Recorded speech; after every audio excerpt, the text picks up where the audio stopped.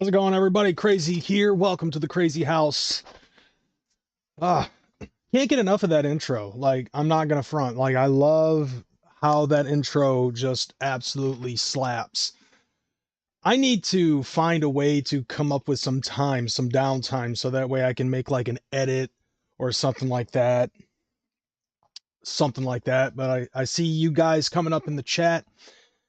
I love that intro. Like, no bones about that intro. So, how's everybody's week? It's been a doozy for me. Like, I'm not gonna lie.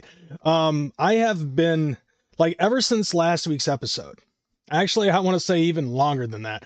For like the last few months, like, I have been absolutely glued to TikTok to a point where it's like it's either Juggalo shit or political shit.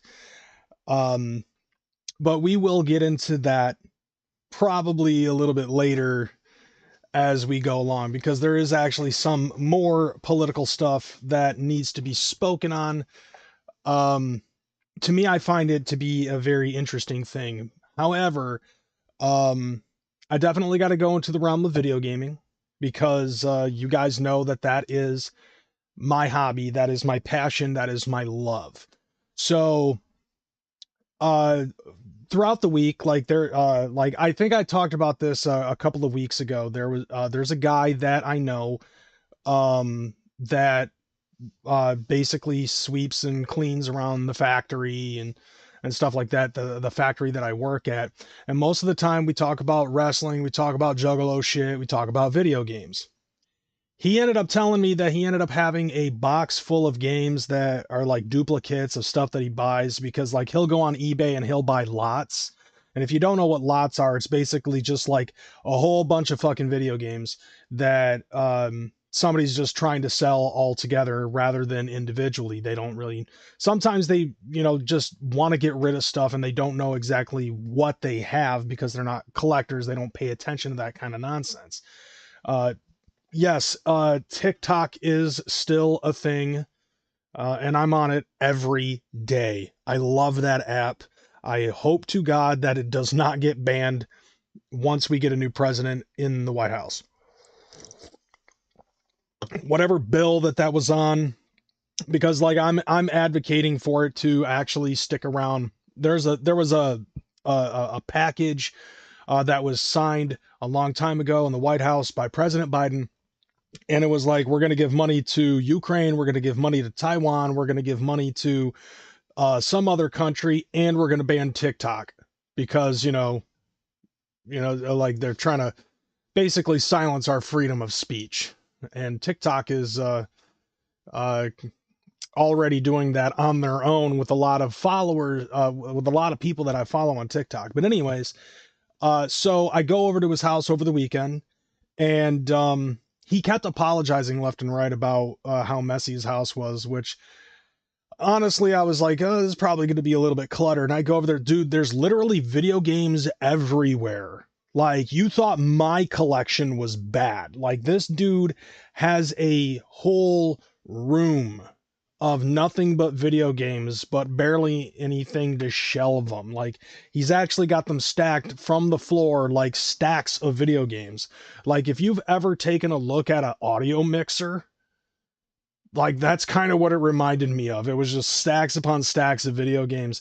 Kind of reminded, like, with the levels of stacking this guy had, it reminded me of an audio mixer. He and I ended up talking about a bunch of other stuff, and it's like, you know, I don't care. You know, I actually appreciate the fact that the guy has his passion. Not to mention, like, he has shit that I don't even have. Like, he actually has a RAM cart for an SNK fucking cabinet, arcade cabinet. So if you don't know about those things, like, those are different than usual arcade cabinets, because usual arcade cabinets have like a giant fucking motherboard with chips all up in the bitch. SNK, on the other hand, it had the capability to switch between 4 to 6 different video games to play in the arcades, and it's just like a little cart that you just put in. So, and on top of that, they're easily swappable. You can swap them out. That's pretty dope. He bought this thing for like $300. I don't even have one of those, but he gives me the box, and he's like, you know, and it's actually just nothing but Atari games.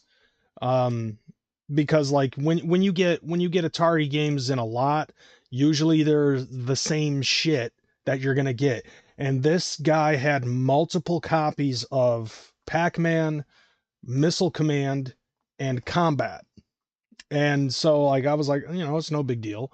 I'll just fish out whatever ones that I need to add to the collection. Well, I ended up doing that. There was a couple of Coleco games in there as well that I don't own.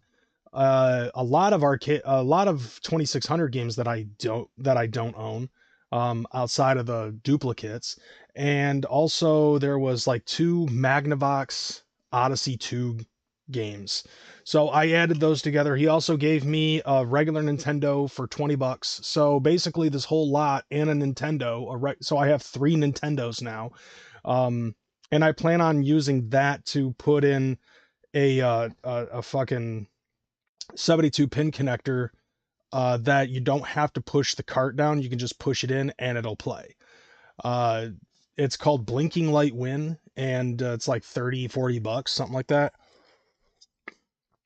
So this is basically going to be my own little pet project. I've reverse engineered a regular Nintendo before, so it shouldn't be that big of a deal. However, all of the stuff that I don't own is like an equivalent of about $200. And that's actually pretty cool.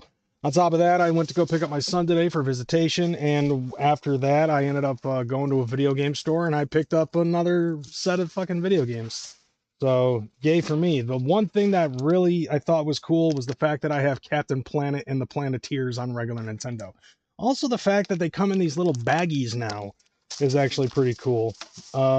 Another one that I got was Final Fight for the Super Nintendo. They also had Final Fight G, which is a more rarer one, because you've got the first 3 Final Fights, then you got Final Fight Gi, and Final Fight Gi is like, they were selling it for like $500. Too rich for my blood, but nevertheless, you know the fact that I love these things and I love collecting, and it's all fun and games, literally, when it concerns this type of, you know, topic and everything. But that, you know, that basically has been my weekend. My entire week, as a matter of fact, has just been working, and then on the weekend, work a little bit, got some more games, and then this. I also ended up doing some awesome reaction videos for my reaction channel. So those are going to be popping up on that. If you haven't already followed that, most of the time I usually just keep that private, because I don't want that channel to be juggaloed the fuck out. Because juggalos be juggaloing, and when they juggalo on a non-juggalo channel, especially one that I've fucking worked very hard on, it dips it down. I keep the jug shit on the jug channel, and I keep the non-jug shit on another channel. That's just how it is for me. However, let's go ahead and get into the news. So first off, I have to say, this is one of the things that's coming up right here is, once again, you know, just like last week when I did the reaction video to Darby O'Trill's Skullbone Soccer, Darby O'Trill has another single that came out called The Omen of the Body Bag. Now, I'm not one really to do a reaction video to just the song. I'm a visualistic guy. I want to see the visual. I want to see the music video. That's just how it is for me. I have a thing when it concerns doing reactions to stuff. I want to see the music video. That's why I only did Skullbone Soccer, and I'm only talking about this right now. So this single, this is the third single that has come out for Garden. And this one kind of has somewhat of a metal feel to it. Very, very, very fucking metally. And on TikTok, there was even a video of Devereaux doing the guitar licks for some, you know, for some Garden shit. And that's pretty fucking dope, if you ask me. The song in and of itself is actually, like, I had, like at first glance, I was kind of like, but I had to give it a second listen. And I was like, oh, okay, yeah, I kind of get it now. It's, you know, it's a pretty good song. Personally, I think that Skullbone Soccer is a much better fucking song. Like, cause that shit bumps in the funk when it concerns my fucking car. And I have stock in a Prius, and Skullbone Soccer still fucking ripped the shit. You can go ahead and listen to it. I put the link in the description so you'll be able to check it out. And I also put all of the video links of everything that we're going to be watching and talking about ahead of time in the description. So make sure you do that.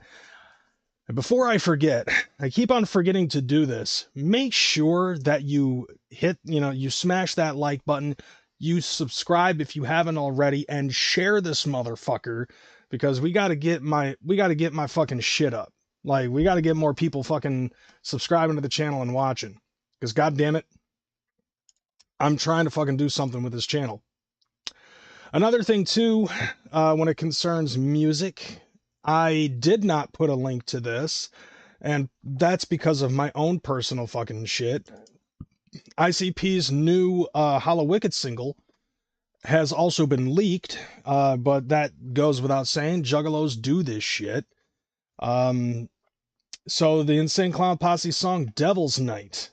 And this does kind of look very reminiscent to the Detroit Light My Fire. They do, you know, like back in the day, and I don't know if they still do this or not, but like back in the day, Devil's Night was a trip in the fucking land of the DET. So basically what it is in Detroit, they would light abandoned houses on fire. If they didn't, whether or not they knew that the house was actually an abandoned house, if it looked abandoned enough, then, you know, there were going to be houses set on fire on Devil's Night. As a matter of fact, Detroit, Michigan is probably the only city in the country that actually does light my fire on Devil's Night. Thank God, too, because I live on the other side of the state. We don't do that shit. Most of us just trunk or treat. Because it gets too fucking cold, we can't even trick or treat on Halloween and shit. Like, there have been too many times where I've had a wet fucking Halloween. But nevertheless, Devil's Night by ICP, that's the Hallowicked single. If you haven't gone to an ICP show for the Train of Terror tour as of yet and are going to, got to keep in mind, in order to fucking get this shit, it's no longer coming to the show wearing clown makeup. Now you have to fucking donate 17 canned goods in order to get one single. And remember, like I said before when I first talked about this weeks ago, it's every 17 items. And please, for the love of God, don't give out fucking creamed corn or any of that bullshit. Get the good snackable, attackable foods. Like, dude, I even got my own self a fucking can of SpaghettiOs that has Frank's Red Hot sauce in the fucking sauce. So, you know, I get that. I'll probably get more for Hallowicked because Hallowicked is 4 days away. 4 days away. On top of that, and I didn't even get the picture for it, but the Bitchin' Wild Bucks and the rock and roll alter ego of Insane Clown Posse are going to be performing at the Majestic Theater in Detroit on the 30th on Devil's Night. So it's going to be a rockin' out rock fest of rockiness. And and it's probably going to have some Rocky Road or whatever the fuck. I don't know. But nevertheless, go ahead and do a YouTube search. You'll be able to find Devil's Night on whoever the fuck leaked it.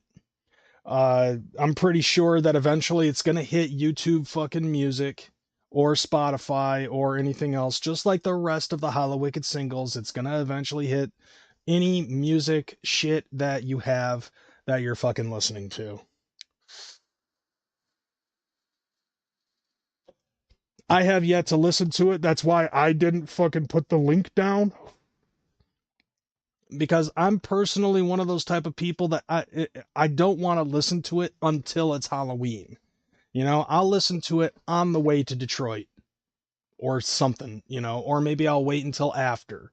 Like me personally, I like to keep myself a surprise. I hate the fact that there are juggalos out there that will grab the shit and then fucking, as soon as they get a leak or something like that, they fucking bootleg it. Like I haven't listened to an actual bootleg track since 2003.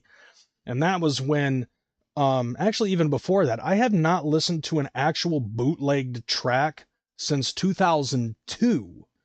And that was because of Zug Island. Like Zug Island ended up having a couple of tracks leaked, but it was a lot harder to leak this shit back in the day.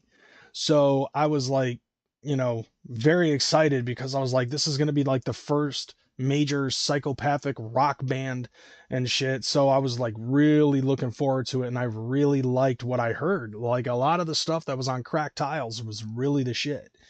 And like that, so like I found maybe 7 of the tracks. I shared it with a couple of my friends, but like back in the day, it was much harder for you to be able to find a fucking leaked track.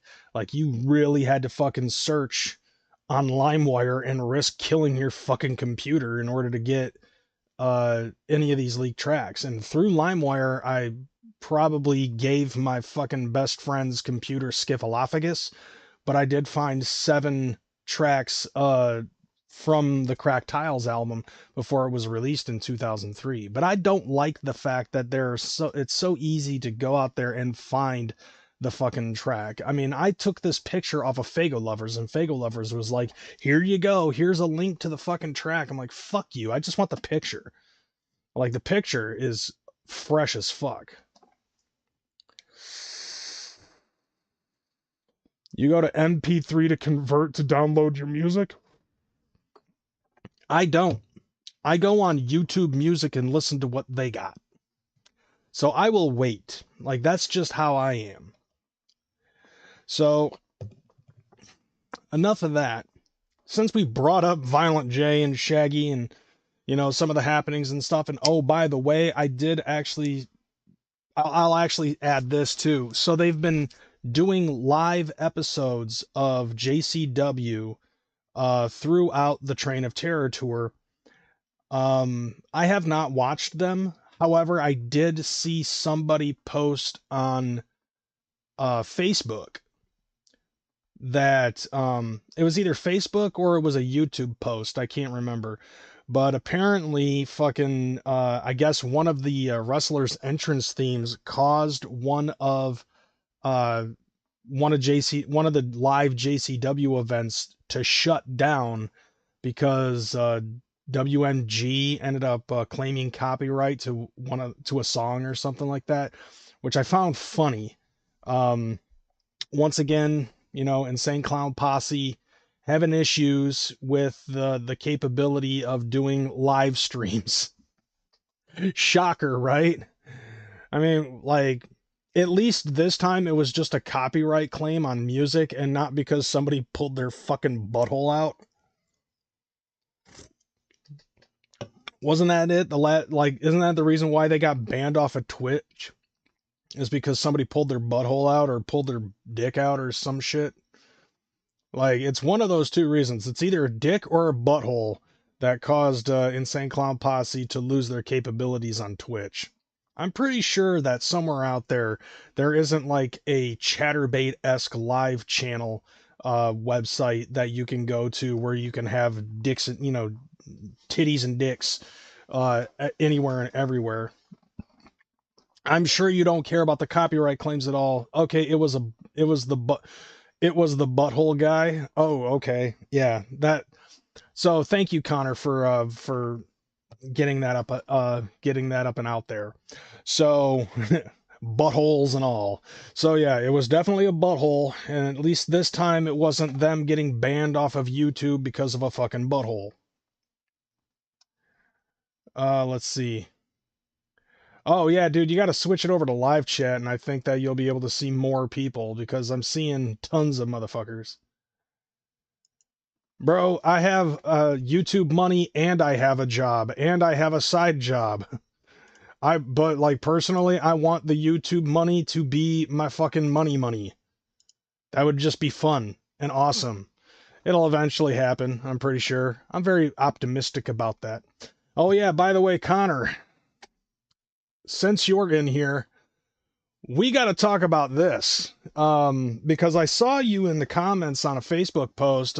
Basically, a couple of our mutual homies have been arguing a lot about Juggapolitics. Some of our mutual homies have been talking about Juggapolitics, about whether or not Insane Clown Posse is political and all. At all. And I'm like, bro, yeah.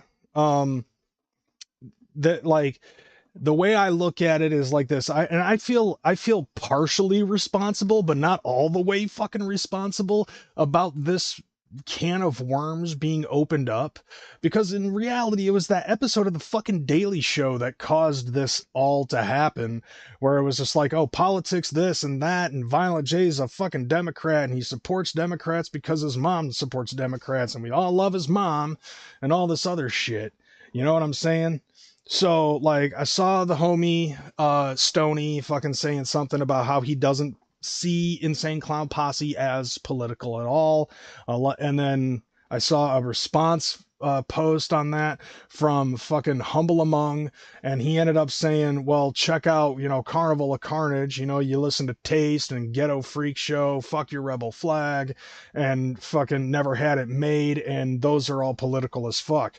Literally, the only thing that I can recall in music that they have really talked about political wise was mentioning the name of the governor of Michigan at the time, John Engler.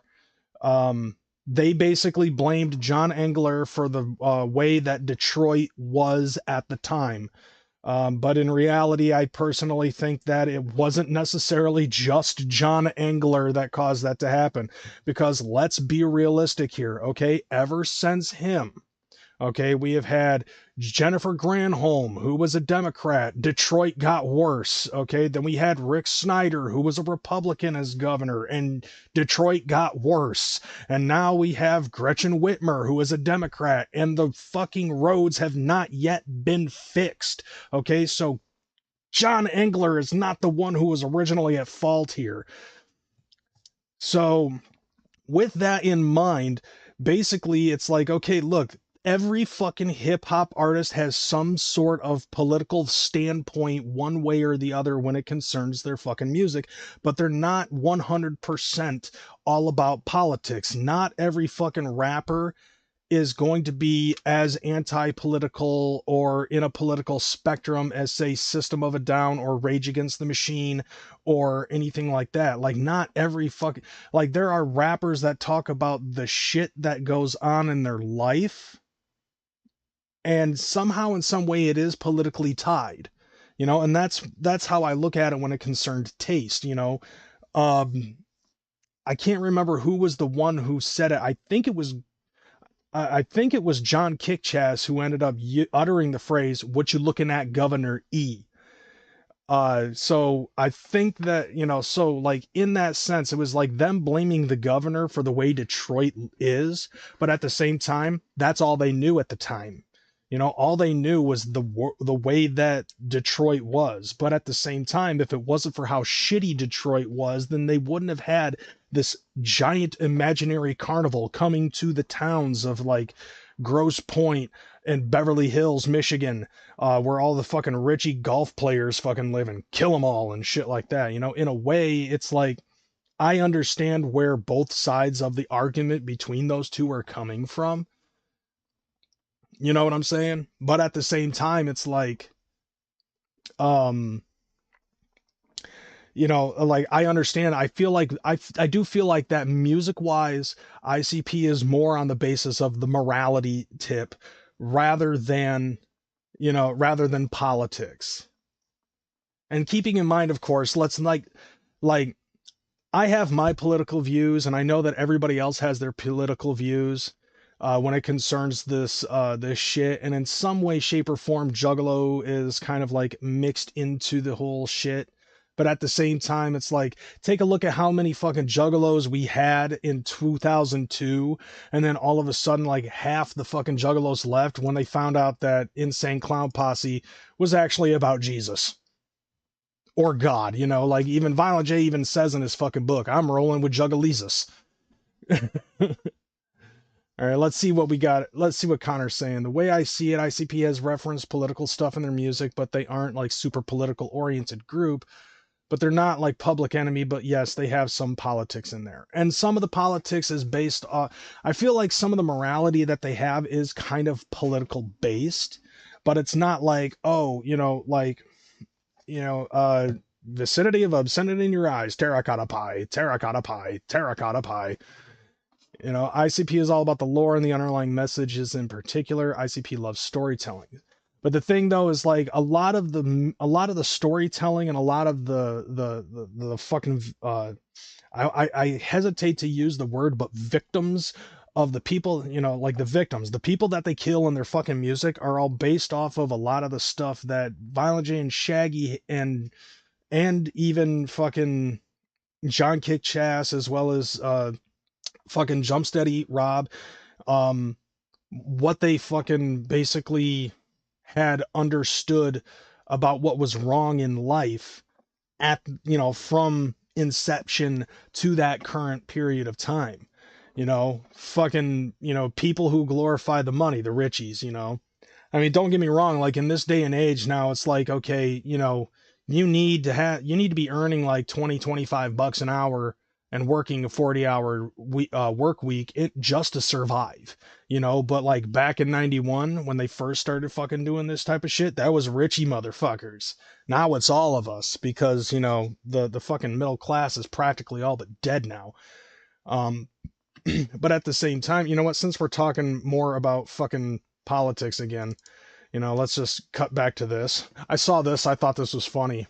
And at least this way I have an equal footing here because I showed Jugga and now I'm showing Kamala Harris as a Juggalo. So there you go. Kamala drops 20 points on the polls after being endorsed by the Insane Clown Posse. A lot of social issues also, but I feel like it's more social issues than political issues with what they're talking about in their music. And it's basically like, okay, I kind of understand how much Jay's mom meant to Jay. No, that's not real. Like, you can take a look at that and you can obviously see that it's a fucking AI Kamala Harris. And then, like, the pictures of Violent J and Shaggy from, like, a long time ago in a galaxy far, far away. Because that's fat Violent J. Like, that's fatter J. Like, that's Violent J in between fucking, you know, in between Bizarre and fucking, well, no, like, I think that the pictures of Violent J and Shaggy, like, that's like during the fucking Jekyll Brothers era, because Jay was at his fattest in Bizarre, and he's not at his fattest in that. His hair was spiky, short. Maybe that's Bang Pow Boom era because his hair was shorter and spiky during that time. However, the Kamala Harris is, you if you look close enough, you can actually see that it's fucking AI. However, what I was getting at though is like their music is more social based than political based. Like there are some things that they had talked about that were political, but I feel like Ouija Mac is more political about shit than Violent J would be. Like Violent J said, you know, like he would vote Democrat. He's voting blue no matter who because his mom was raised, you know, he was raised by his mom. His mom, you know, he loves his mom to death and fucking he's voting Democrat because his mom's a Democrat. You know, rest in peace to Violent J's mom and all, but at the same time, I look at it like being the fact that I also come from the same said swing state. I don't personally believe that you should vote for somebody just because somebody close to you also did, because everybody has different personal and political, different personal, social, and political views. But like the social views that they have as Insane Clown Posse bleeds into their fucking music. And that's the reason why we all fucking get together, because we don't like pedophiles. We don't like people who SA. We don't like people who fucking glorify their money and don't actually try to help out people who are less fortunate than them, the richies, if you will. You know, we all fucking grew up broke, or at least a vast majority of us all grew up fucking broke. I know I did, you know, but like the political thing, this is only the second time or maybe the third time I've ever heard Insane Clown Posse talk about anything with their political views. Now, the argument that I was trying to fucking make last week when I talked about Violent J going on a live stream and saying don't vote for Trump, I don't want my fucking celebrities that I look up to telling me what to do with my vote. This is one of the main reasons why I watch some of these people, especially now on TikTok. I've been seeing this bitch pull out how many cards out of her fucking hand, and they have all been trumped, pun intended, by Trump. Because at this point, it's like, okay, she pulled out Eminem. Don't give a fuck. She pulled out Beyonce and Kelly Rowland. Don't give a fuck. She pulled out Megan Thee Stallion. Don't give a fuck. Like, it's the same old song and dance with that bitch. And the same thing is like the same arguing points that have been debunked over and over and over again. It's basically like with me personally. This is just me personally. Everybody else out there, I don't give a fuck what you say. Personally, I feel like that if you keep it at music, okay, which is a mistake that Eminem and Kelly Rowland and Beyonce Knowles and fucking Bruce Springsteen, even actors like Michael Keaton have fucking been out there and shit like that. It's like, look, don't tell me how to vote. Don't try to guilt trip me into voting for somebody that I don't feel comfortable about voting for, you know? Especially with like when I heard Violent J fucking say that. Like last week, I ended up saying when I heard Violent J say that in 2020, fuck him, I went and I voted for Trump because of that. Like I held on to that fucking close to the chest and I was like, you know what? Fuck Violent J. I'm going to vote for who I want to vote for.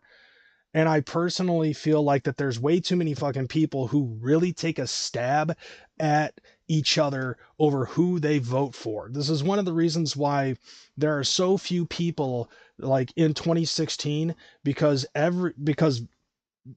Trump had a lot of really good ideas and a lot of people were hating on Trump because of the shit. People were fucking basically holding on to doing anything involving like having those little Trump flags in their fucking yard and shit like that. I barely saw any fucking thing. I barely saw anything in 2016, and I barely saw anything in 2016 of anybody having Trump shit in their fucking yards and stuff like that. Because for one, if they did, it got knocked down, and two, if they ended up publicly announcing that they were fucking talking about Trump, then they were gonna get fucking canceled. Even on this even on this website on YouTube, there was a lot of politically involved fucking shit that would actually cause people to get deplatformed or shadow banned if they even so much as remotely said something about remotely positive about Donald Trump, because of a lot of stuff that people were saying about Trump, even though they had no backing on what it is that they were fucking talking about. And that's just me talking about that shit. Now that's political stuff. And you know, and like I said, you know, there was like a whole show that I wanted to do that was like dedicated to politics and called it Savage Gestures, where it's juggalos talking about fucking politics and possibly even mocking it regardless as to what side it was. You know, like, because I'm an independent guy. I'm independent. In my view, I consider myself an independent. So in that case, I'll actually sit down and listen to both sides of the argument, and I'll make my distinction from there. I've tried to listen to fucking Kamala Harris, but if she can't fucking make a single fucking solitary point on what the fuck it is that she has planned for in the United States, then what the fuck is the point in listening to her? All she does is she just fucking dances around the fucking question and can't even get a simple answer straight. I don't know how many times I can hear about how she grew up in a middle class family when in fact she didn't. You know? And when you get caught up in a lie, bitch, when you get fucking caught up in a lie, it's probably good to retract that and be like, yeah, I fucked up. I would at least give you a little bit more respect out of that, but instead it's like double back again. And that's just how it is. But nevertheless, like I feel like that, like Violent J being open about his political views has actually really caused a little bit of damage in the Juggalo community. It's another fucking divide. You know, if the ICP twisted fucking beef split wasn't bad enough, it's now going to be like which Juggalo wants to vote for Trump and which Juggalo wants to vote for Kamala Harris, because well, I mean, there are some Juggalos who are so fucking brainwashed to a point where it's like, if you announce publicly that you're going to vote for the person that they're not voting for, oh, friendship over, or something like that. It's not even Juggalo shit at that point. And me personally, as a 41-year-old man, I said this last week, I'm going to say it again. I never really fucking paid much attention to politics until like 2020. When shit really started to fucking get hard, but you know, hard in the paint between Trump and Biden. That's when I really started focusing on shit. And you know, I have my own personal opinion. Like, flat out, I said last week, and I'll say it again, I'm voting for Trump. That's my whole fucking thing. And I said that on purpose because I know for a fact that there are people out there who are going to stop watching because of that shit. And personally, I'm a person that says, if you're the type of person that's going to throw down a gauntlet on me, well, then I'm going to choose the person that didn't vote for the fucking gauntlet. You know what I'm saying? It's always that it's either me or him. You know, it's always in that it's either me or him. Well, he didn't fucking put down the gamut, so I'm going that way. And that's just how it is for me. You know, so like I did a reverse roll on that. I made it so that way they didn't even have a chance to put out the gauntlet. Instead, I gave them the fucking answer. Because I know that there are people on that side of the ticket that automatically stop being friends with you, disassociate from you, block you off of every fucking social fucking media, no matter how close they were to you prior to the announcement. They will fucking do that shit and they'll never talk to you again. Well, fine. I don't need you in my life. You know what I'm saying? All right. Y'all are fucking talking things. Yeah. Yeah, I see what you're saying about that one, Karl. I see what you're saying on that. I see that may be true, but we can't pretend that we haven't all lied their asses off as far as politics go. Oh yeah, dude, everybody fucking lies. You know? I mean, shit, like back in the day, George Carlin ended up saying, Dole tried to hide his shit and being like, I'm a plain and honest man. Bullshit.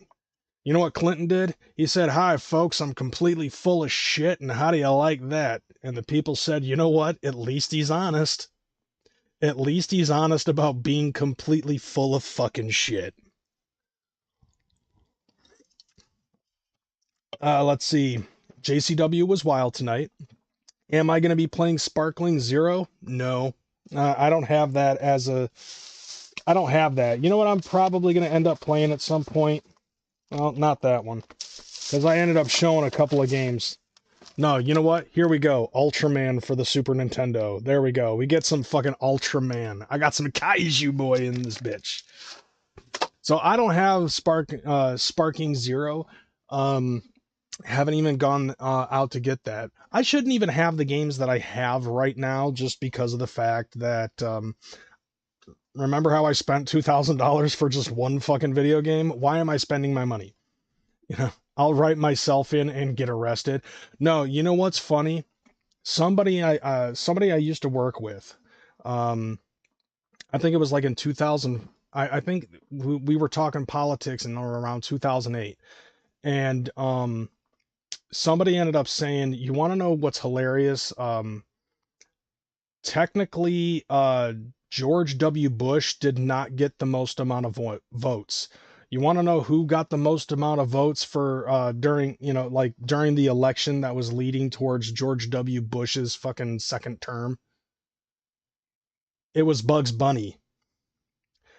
It really shows the faith in America when a cartoon rabbit gets more votes than the current president of the United States. You literally can vote for fucking Bugs Bunny. I mean, hey, think about it this way. You could technically vote for fucking Elmer Fudd in this election. Just go ahead and take a look at fucking Tim Walz. Tim Walz literally looks like fucking Elmer Fudd. He looks like a real life AI version of fucking Elmer Fudd.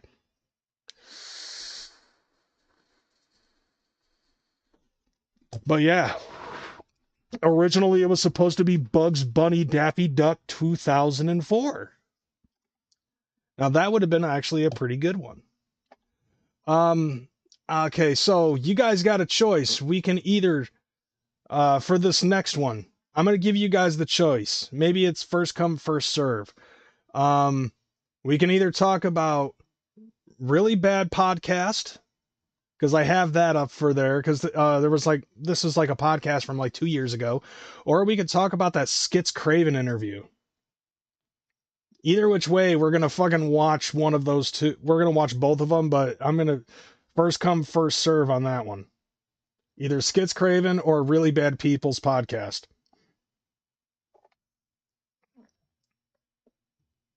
All right, so let's do that then, fam. All right, let me move these around a little bit because yeah, okay, two of them. All right, so oh, you don't know about the Skitz Kraven interview? Okay, so this ended up coming out. I think I saw. I think I first heard about this because of Gunner B and his underground podcast boy. So like, apparently, Skitz Kraven ended up fucking coming out. Where's the fucking thing to my seat? I'm trying to fucking lift the seat. I feel like it's drooping. Ah, there it is. Okay, so anyways, yeah, so Skitz Kraven ended up getting a fucking interview, and somewhere in this interview, he talks about the events that led up to him getting invited to the gathering of the Juggalos and him dropping out of it and all this other stuff. Yeah, that's what I heard, and that's why I wanted to fucking watch this interview because, yeah, Skitz Kraven was pretty much capping very fucking hardcore, and not even a fucking good doc gang kind of cap dapping, so it's kind of, it's, I haven't even watched this, so I wanted to watch it with everybody else so we can make fun of it. Yeah, this is a new one, I think. I don't ever slow up, no, I don't take shit. I got no love for the fakeness. Shut up, I don't care. All right. The king of horrorcore himself. Violent J? Like, I hate this whole idea that Skitz Kraven fucking calls himself the king of horrorcore. Like, seriously, like, Isham is the king of the wicked shit. Violent J, the duke of the wicked. Skitz Kraven, the king of horrorcore. Isn't King Crimson the fucking king of horrorcore too? Mr. Skitz Kraven, what's happening, brother. Why does Skitz Kraven look so much like fucking Danny Kaye? Like, he literally looks like a non-fucking Down syndrome version of fucking Danny Kaye. It's creepy. It's almost as creepy as how every single fucking Skitz Kraven thumbnail for every Skitz Kraven music video, it almost looks like it has the same fucking thumbnail. Like, it's literally just Skitz Kraven, and he always has this look on his face. Hold on.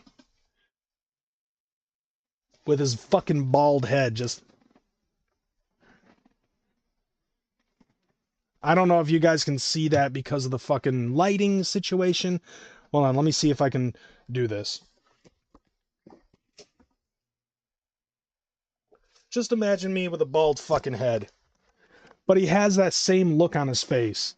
In every single fucking music, almost like 90% of every music video thumbnail that he has on YouTube, it's the same fucking face. And in this one, he looks like fucking Danny Kaye if Danny Kaye didn't have fucking cerebral palsy. I don't know if Danny Kaye actually does have cerebral palsy or not, but let's just say for the sake of argument that he does, and Skitz Kraven looks like Danny Kaye if Danny Kaye didn't have cerebral palsy. Anyway, let's go on with that. Talk, motherfucker. What's good?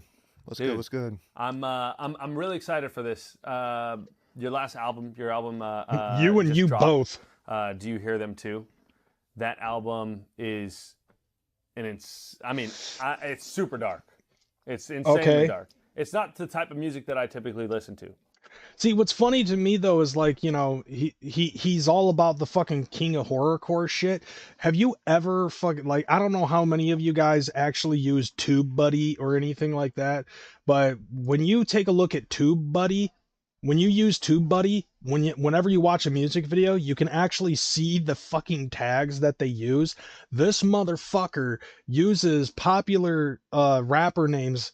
Like, I've seen him use Eminem and Tekashi 6ix9ine and whoever else in hip-hop is relevant at the time that the fucking music video comes out. And I personally think that that's part of the reason why he has so many fucking people looking up his shit. But I will tell you right now, the artistry behind it is amazing. So now, I should say this, though. Like, as a fucking YouTuber myself, I kind of understand that that's part of the game. You know, you've got to utilize other people in order to fucking get your name out there. That's the reason why I'm fucking going on here to make fun of Skitz Kraven. Before I get into that though, I want to talk about like how you got to this point. You've built a career. You've look at him like trying to fucking act like he's all GQ and shit. Like he is full of himself. So how did that start? Professionally or just like when I started doing music? I think wouldn't that be the same fucking thing? I think both. Started doing music at four years old. My family got me into piano, and they always said once you learn how to play piano, you can learn to play any instrument. And which is true. I always remember that. And I'm thankful that I got into playing instruments, but especially piano, because it's true. Once you learn piano, it opens your ear. You know, once you can read sheet music, it can help with so many things in music. I was able to figure out how to do that in 5th grade by playing the fucking trombone for school. So I kind of understand how sheet music works myself. Look at him. The spot that fucking... And so, yeah, I started playing piano at like 4 years old. Okay. And turned that into percussion at about like middle school years. Started playing the drums. I loved drum sets, acoustic, electric. I just loved rocking out on the set. Dude, look at the guy that's interviewing you, not the fucking camera. In high school, I started going through some pretty dark stuff. And can I cuss on here? Yeah. Was going through some dark stuff, and he still fucking edits himself. He's like, I went through some dark stuff. Can I swear on here? Yeah, I went through some dark stuff. I was expecting him to at least say some sort of shit. He looks like a clicker from Last of Us. or I Am Legend.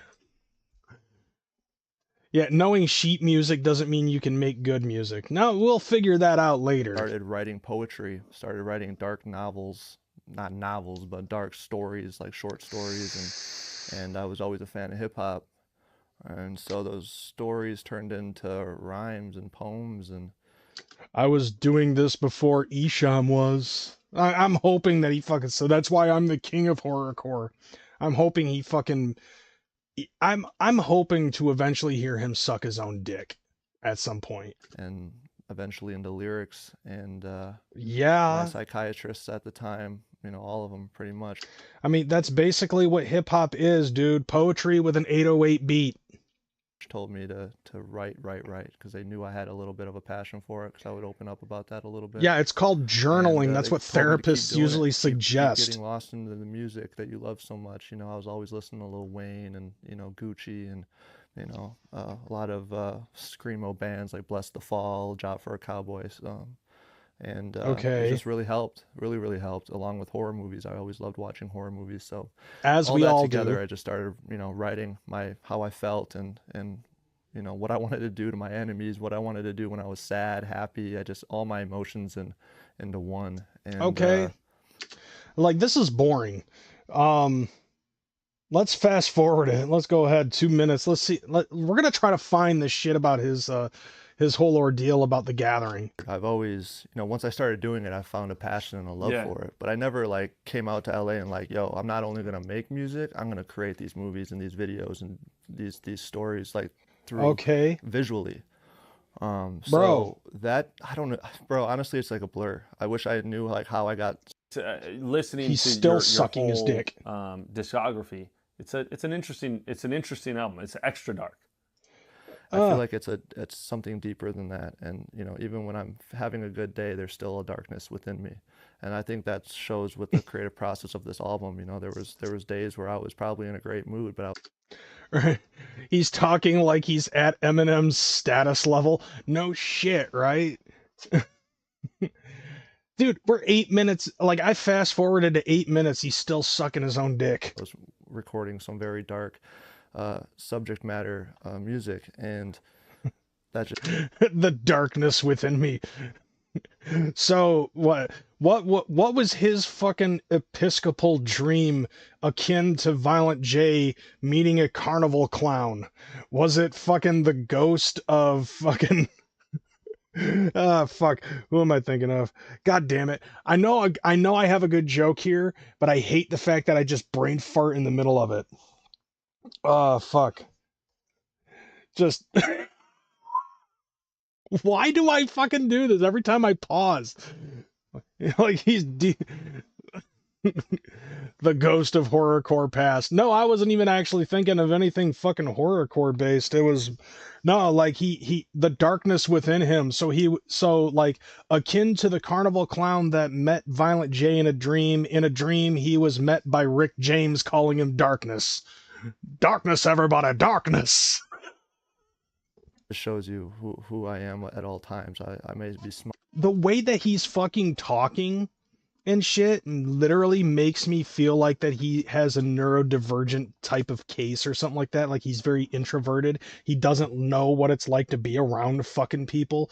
Hey, I don't mean to fucking burst his bubble or anything like that, but everybody has a dark side. Every single person has a fucking dark side. So the darkness within you is not something fucking special. I don't know if you realize that or not, fam. Smiling, you know, shaking hands, doing that. But then in my head, I might be feeling a whole different way. And I feel like a lot of people. Yeah, that's fucking, dude, that's depression.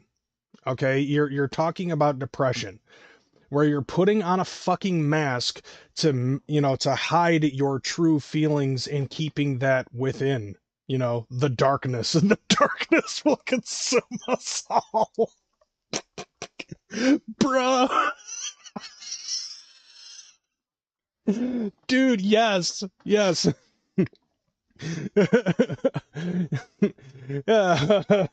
Dedicated to the lightning bug. There you go. Instead of it being dedicated to the butterfly, it's dedicated to the fucking lightning bug. On this planet feel the same way and live life like that. So, yeah, was I in a dark spot? There was definitely a lot of dark times within the last year and a half. Like, what is it that caused the darkness within you? You know, like, that's what I want to know. Is it just fucking just flat out depression, or was there something that happened to you as a child? Okay, did your dad not hug you enough and tell you that he's proud of you, and that's what caused the darkness within? Why are you sleeping on the couch like that? He is deep in thought, everybody. This is his oming moment. Okay, he's harnessing his fucking chi, and he's trying to center himself and open up the chakras. Like, that's the still shot that I'm giving y'all. That I went through mentally during this album, but I don't think it's just mainly that. I think it's just always in me, and that's what you get when I record music and write music. I think that's just what you get. That's just Skitz Kraven. Oh God, dude, fucking dedicated to the lightning bug. He just says a lot of dark times a lot. Like, yes, you've said that already. It's like he's trying to be the Anakin Skywalker of horrorcore. Well, I mean, you know, at this point, I'd say that Insane Clown Posse took the fucking high ground, so they're winning in this little tete-a-tete between him and Insane Clown Posse and the Juggalos. You know, I don't know. Maybe this isn't me taking the high ground. I think I'm on his level at this point, trying to make fun of his ass. Yeah. You said something interesting there. You said, like, no, he didn't. He said nothing of interest. It's thought process, and you gotta. Shout out to Scott Blake.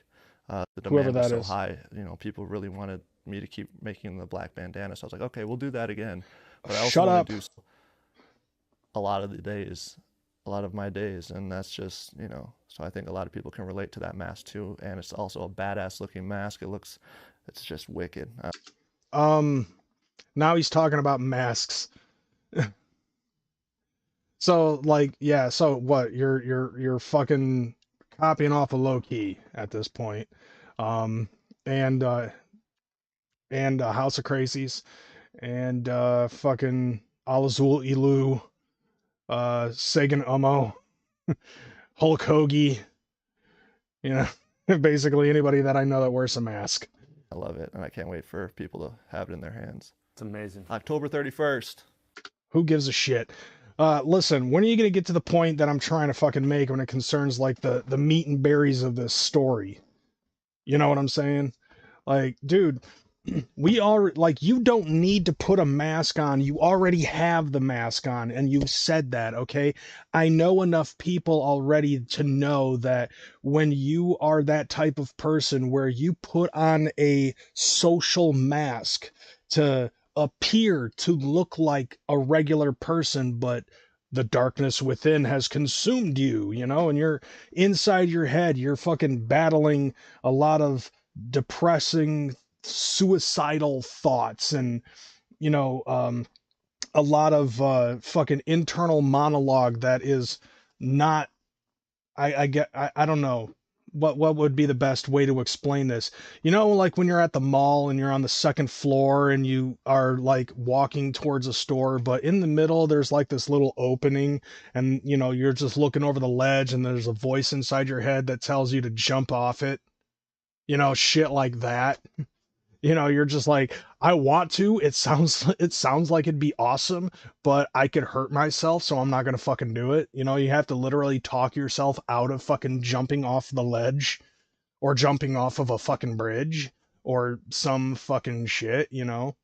Like, those intrusive thoughts. That's the phrase that I was thinking of. Okay, so, like, yeah, you have a lot of depression and suicide and intrusive thoughts and all of this other stuff, and the darkness. And dude, trust me when I say I got fucking picked on a lot when I was in elementary and middle school. I'm sure you can tell, you know, because there's a lot of fucking shit that I say that is very defensive, you know? And I think I might have said this on this show, or I know that I've said this to some of my friends off you know, off camera. But there had been times up until the point where I was like 26 years old, where because of the way that my fucking peers treated me, I had a lot of random, violent fucking thoughts about things that I wanted to do to those kids. Things that a fucking 12-year-old boy should not be thinking about, like strangling somebody with fishing twine or something like that, you know? Or, you know, like the shit that, like, if you've ever played the video game Manhunt, that shit right there, you know? Like that type of shit, the shit that you can do in the video game Manhunt or things of that nature have been thoughts that I have had, you know, grabbing a fucking metal wire and wrapping it around somebody and punching them in the head while they're choking to death. You know, I've had this type of stuff float in my head from first grade all the way up until about the time I was 26. So for 20 fucking years, from being a child to being in my mid 20s, I had thoughts about this to my peers. And I actually told one of them that. I actually told one of my peers, like, we got together one year after years of not speaking to each other. You know, he hit me up on fucking Facebook, and we, you know, like, we set up a time to meet in Lansing, Michigan, and so we met up, we discovered, you know, like, we talked to each other. Turns out that we actually had a lot in common as kids, because the dude had fucking diabetes and he got mocked for having the diabetes. And so, like, he projected his shit onto me, which made it worse for me. And I told him that because of that stuff, and I wasn't quick with the quips like he was, that it actually caused me to have this internal monologue and having these intrusive thoughts about wanting to fucking hurt, harm, or possibly even kill everybody that I knew in the fucking school. And I never acted on it because I knew that it was the wrong thing to do. But eventually it got to a point where I ended up telling myself that I don't want to be angry at these people anymore. And all of that fucking stopped, for the most part, until, you know, a whole new crop of people decided to come in and fucking like tried to start the whole thing all over again. Like I said, you know, everybody has a dark side. Everybody, I feel, has that darkness within, you know. It's literally, for me, it is the enemy within, but it's mostly a good way on how to fucking curb that shit. So, you know, figuring out how to curb that shit, or alchemizing it and turning it into something positive. In which case, I'll give credit where credit is due. Skitz Kraven somehow was able to figure out how to fucking do that and placate it to the fucking non-underground crowd, I guess I could say. So it drops October But does that make you the king of horrorcore? It in fact does not. 31st. Yeah, and people always ask, they're like, dude, why like not October 1st? Like, why drop it on Halloween? It's like, bro, it's not a Halloween mask. This is meant to be like on your shelf in a display case. You know, if you want to wear it, that's cool. Yeah. That's What your up, choice. Don? Once it's yours, it's yours. Shut In fact, up. I actually love seeing like my fans when I'm on tour. When I look in the crowd and I see people wearing their masks, that's like literally the best feeling in the world.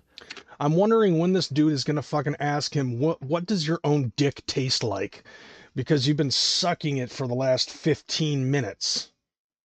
You know, talking about all of these great things. Get to the fucking twigs and berries of this fucking conversation. I want to know what happened with the fucking gathering. Everything I represent, just everything I've gone through, it's the Skitz Kraven mask, and it's the mask I wear through life every day.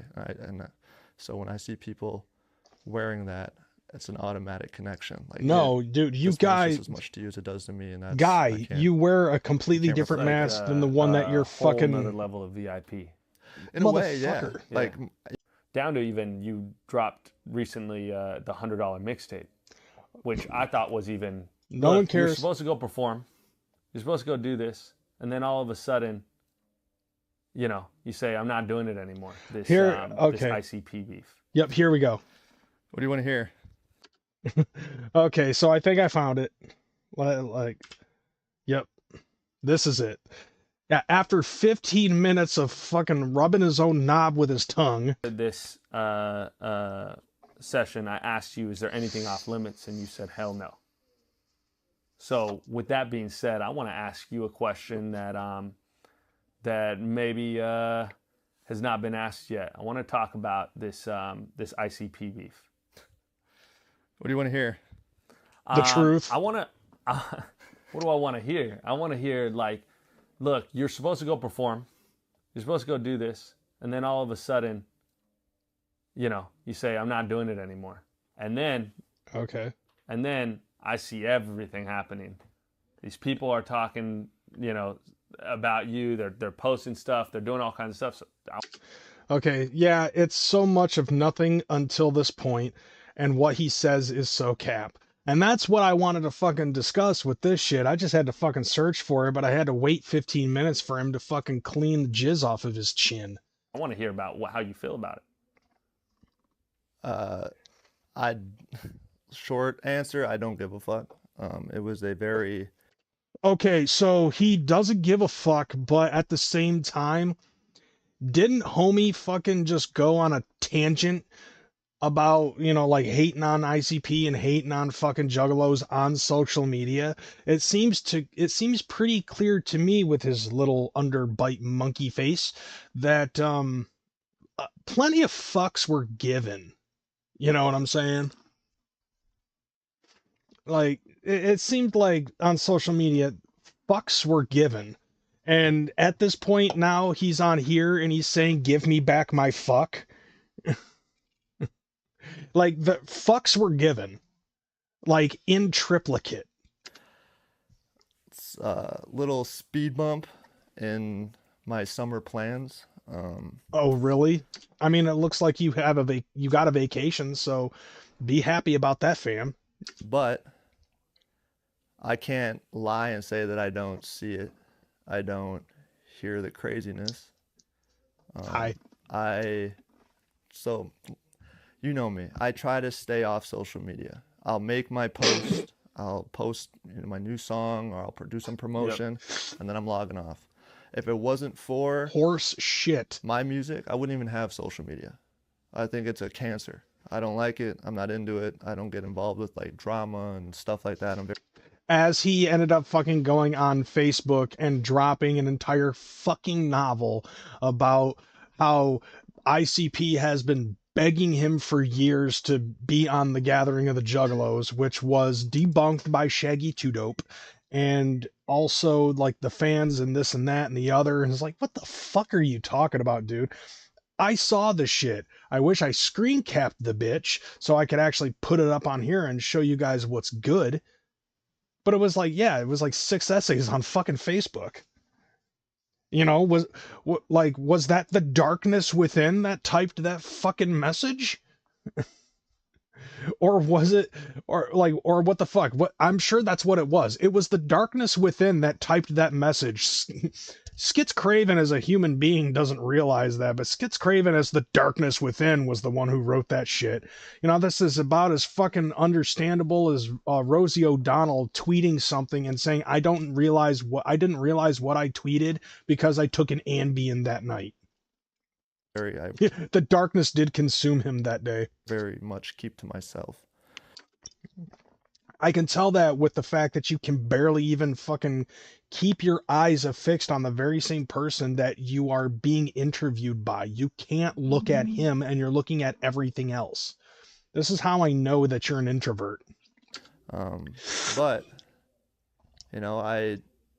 for some reason, a community that I thought for many years thought related to me as much as I related to them, because we're, very much outcasts, and I always thought that they embraced me because I'm an outcast as well. This is the fucking Jared from, this is basically the Jared from Head PE argument at this point. It's just like, well, I thought we all got along and shit, but the Juggalos beat me out of the gang. That type of shit. Oh, to answer your question, Ray, he's off the grid. I go against the norm of the industry. I do a lot of things similar, and I grew up a lot similar to a lot of these, what they call juggalos. What they call fucking juggalos? What they like? Wait, let me see that again. I want to know where the air quotes came in. Cast as well. I go against the norm of the industry. I do a lot of things similar, and I grew up a lot similar to a lot of these what they call juggalos. Okay, what they call juggalos. That is the fan base that Insane Clown Posse has. And, you know, in a sense, I can understand where he's coming from by saying that. Because it's like, okay, yeah, we are a lot of people that kind of go against the grain, or at least we should, in a sense, you know. The unwritten Juggalo rule book states that, you know, which is why I fucking voted for Trump, because I was told to vote for fucking Democrat, and I was like, no, I'm going against the grain. But nevertheless, it's like, dude, here's the thing though, dude, you ping pong back and forth. Like, dude, I don't know if it's like you ping pong back and forth or you fucking pickleball back and forth between loving the Juggalos and hating the Juggalos. It's no different than a couple of other fucking underground rappers that try to embrace the fucking Juggalo fam and expect us to fucking like you. You know, it's like, the fuck? You assumed this? Did the law of assumption work for you in this way? In this way? And so when I would go on tour and stuff, I'd see tons of these juggalos at my shows.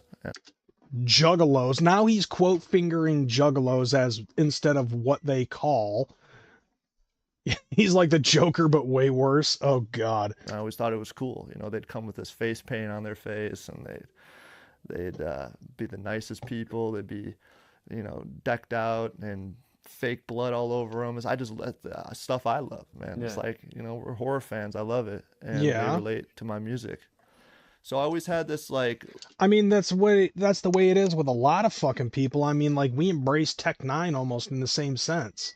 And a part of that is actually, I believe, due to the fact that Insane Clown Posse was in fucking Kansas City at one point, and fucking Tech was huge in Kansas City, and he fucking popped in and introduced himself to Insane Clown Posse, and thus the fucking fandom began. See, like, here's the thing though, like, I noticed that there's a lot of juggalos that wait until ICP gives a cosign to a fucking group or two, and then they're like, okay, yeah, we're down, we'll give them a shot. Like, Skitz Kraven kind of just like shoehorned himself into the fucking horrorcore and juggalo culture. It's almost the same argument as to say, you know, that, you know, like, okay, so wait, you mean to tell me that all of this time that you were writing horrorcore music, not once did you ever hear about Juggalos or Insane Clown Posse prior to starting your Darkness Within tour of fucking writing horrorcore and shit? And you know, it's almost the same argument that had happened with Kung Fu Vampire, because Kung Fu Vampire was doing the same fucking shit, where he was writing horrorcore-esque type elemental fucking music and just happened to come across fucking Juggalo shit and didn't even realize that Juggalos was actually a thing. However, fucking Juggalos embraced Kung Fu Vampire because Kung Fu Vampire has always been fucking respectful to us and been very respectful to the clowns and actually did his fucking homework. And that makes sense why we would be more respectful to Kung Fu Vampire than we would to this fucking douchebag. You know, and the Joker. You know, like the Joker, I mean, on the other hand, Joker, yeah, that's one thing. Kung Fu became one of us. You know, Kung Fu Vampire became one of us. This dude, on the other hand, he's kind of just like, yeah, ICP's kind of got, it seems as if he's coming across like, yeah, ICP's got their own thing, but like, I have horrorcore fans. They just have these so-called juggalos. As if it's a fucking difference. Like, look, dude, if you're doing horrorcore, juggalos are going to love horrorcore. And for the most part, it's like, yeah, if ICP gives a cosign, we'll at least give it a shot. But in a way, like, you didn't know anything about Insane Clown Posse and you were doing the horrorcore shit, you were attracting fucking juggalos. And it seems to me it's as if instead of embracing the fact that Insane Clown Posse had been doing it quite a little bit longer than you didn't embrace the fucking juggalo aesthetic. Instead, you were just like, no, I want it, it's mine. Like a fucking child who dropped a cookie, and instead of fucking being given a different cookie, you're like, no, I want my cookie.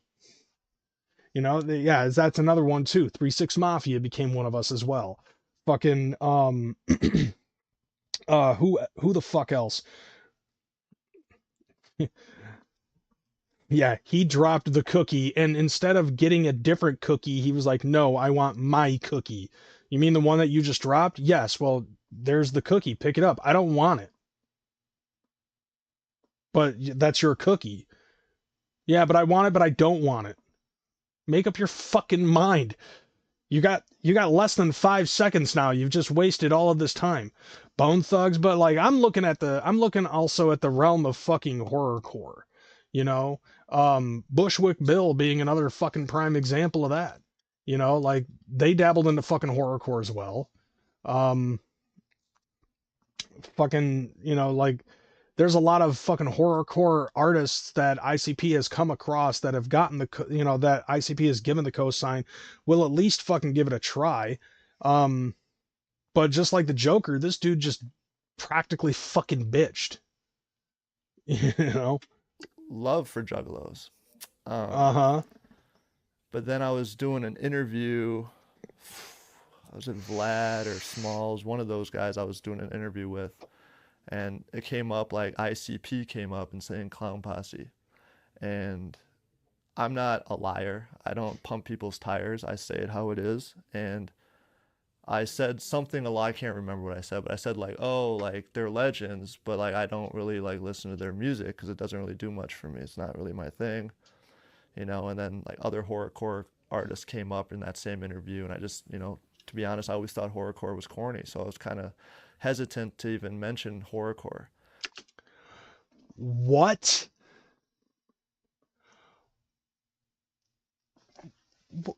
What? You call yourself the king of horrorcore, but you think horrorcore is corny. Does that mean that you in and of yourself think that you're corny? Make it make sense. So you're like, oh yeah, ICP are legends, but I don't listen to them because they do horrorcore and I think horrorcore is corny, but you call yourself the fucking self-proclaimed king of horrorcore? Like, what the fuck? What he's saying is he wants to gain clout from horrorcore. Dude, that's basically the same way of saying that if you're a bitch and you want to try to fuck your way up the middle. You know what I'm saying? Like, there are some chicks out there who basically think that they're going to become a top spot of a fucking lower middle area. You know, and then like other horrorcore artists came up in that same interview, and I just, you know, to be honest, I always thought horrorcore was corny, so I was kind of hesitant to even mention horrorcore. But then, I mean, to be totally honest, like there's horrorcore, there's wicked shit, there's wicked shit, and then there's juggalo rappers. And not particularly in that order from bottom to top. Okay, we all know juggalo rappers is usually at the fucking very bottom tier. You know, but like if he's talking once I dug more into it, I found out like, wow, I learned a lot more about these horrorcore artists that have been doing it since before I was born. Yeah. But I didn't like what I heard. I didn't think it was just very, I don't know, man. I don't want to get into it. So basically he's making it sound like, oh yeah, I don't like horrorcore music, even though I write horrorcore music. How the fuck do you do that, dude? To me, that makes absolutely no fucking sense, especially in this day and age. Like, how the fuck can you say that you don't like horrorcore music, but you write horrorcore music to a point where you call yourself the king of horrorcore? This is fucking... what? We can if you want, I don't know, but it's just not my thing. So I always said I'm going to do the music I make, the horrorcore I make is going to be a different way. It's going to be 100% me. and that's just what it is. I'm not going to use these dudes as influences and all that. Like I said, my favorite rappers were Wayne, Gucci, Ace Hood. That's who I looked up to. So, Gucci Mane. Gucci Mane? Like, what? Hold on, let me rewind it. horrorcore artists that have been doing it since before I was born. Yeah, you know, Insane Clown Posse, Twisted, Esham, Prozac, Bedlam, fucking Q Strange. I mean, don't get me wrong. Like, I'll be honest with you. Like, when Q Strange fucking came out, you know, Flatliners, Gravediggers, like those dudes, fucking back in the day, fucking hella good. You know, Jason Porter as another one, Insane Poetry, and it's like, yes, that was another one that I was thinking of. Brother Lynch Hung. Q Strange, like, I remember listening to From Creation to Execution for the first time back in the day when it first came out, and I was like, dude, this is an awesome concept and shit. And then I listened to it like a couple of years ago, and I was like, okay, it didn't age well. Because of the fucking skits and everything, the skits just sound corny as hell. The music is still dope, but the fucking skits on Creation Execution was fucking corny. Although, like, there are still some fucking bangers on Creation Execution. Like, I still love fucking Regular Guy. And happiness is what I want, but all I got is misery, and no one understands or even cares if I just live or die. Like, I love that fucking song. Eternal Bliss. Eternal Bliss from Q Strange is my favorite fucking Q Strange song. That and Kill Pop. Is that what it's called? Not Kill Pop. Fucking, I don't remember. Yeah, I think the song's just called Pop. But, like, that was on Tunnel Runners. That song was pretty fucking fresh. But Eternal Bliss has always been my favorite fucking song from Q Strange. But yeah, like, all of these guys that you're fucking naming, especially like Flatliners, Gravediggers, I mentioned ICP, Twisted, Esham, fucking Bedlam, and that includes Prozac. Tech with his horrorcore elements. Like, a lot of these guys have been doing this type of shit, yeah, before you got into the music, before you got into horrorcore, before you were even fucking born, pretty much. Yeah, and you think that all of that shit is absolutely corny, and you're like, oh, I'm going to reinvent the fucking wheel of horrorcore? No, motherfucker, you should have come to the gathering just so you could spin the wheel. It would have been your first gathering of the Juggalos, and we would have you spin the wheel. Like, if there's a way on how to fucking put out a wheel emoji, put it in the chat right now if you would love to see Skitz Kraven spin the wheel. But I didn't like what I heard. I didn't think it was just I don't know, man. I don't want to get into it, or we can if you want, I don't know. But it's just not my thing. So I always said I'm going to do the music I make, the horrorcore I make is going to be a different way. It's going to be 100% me. I mean, are you talking about, like, oh, it's going to be 100% you, where you're just going to be anything that involves a wheel, Connor? Anything that involves a wheel. He obviously doesn't understand that the roots of horrorcore was another level of hip hop, talking about society, the horrors of society, conspiracy theories, but that's just the tip of the iceberg. Obviously a lot of horrorcore revolves itself around murder, but obviously there's that emoji too. You could also do garbage, because at this point, like, everything that I'm hearing about this guy has been strictly garbage, and we're going to fucking cover some Skitz Kraven music. So there you go. Spin the wheel. Thank you, JR Filthy. Spin the fucking wheel, Skitz Kraven. But anyways, what was I saying? Oh yeah, so, like, horrorcore also does other elements of depression, suicide, fucking murder, rape, Satanism. There's a lot of different dark elements. Hence the darkness within. The darkness within you, Skitz Kraven. So how is your realm of horrorcore going to be different than anybody else's realm of fucking horrorcore? I would like to know. And that's just what it is. I'm not going to use these dudes as influences and all that. Like I said, my favorite rappers were Wayne, Gucci, Ace Hood. That's who I looked up to. So mainstream artists that aren't fucking horrorcore whatsoever. So anyways, I said that, and apparently it pissed a lot of people off in that community and from that interview. And so fast forward to the gathering of the Juggalos, which is a festival they put on yearly, and yep, they've been asking me, or been asking my team, my agency, I think the last 2 or 3 years they've asked to for me to go, and I've always been like, nah, like, you know, my agent's like, you want to do it? I'm like, well, what's the bag looking like? And this festival isn't very high end. Let's just say that. It's very low budget, very like carnival-y. And so the bag.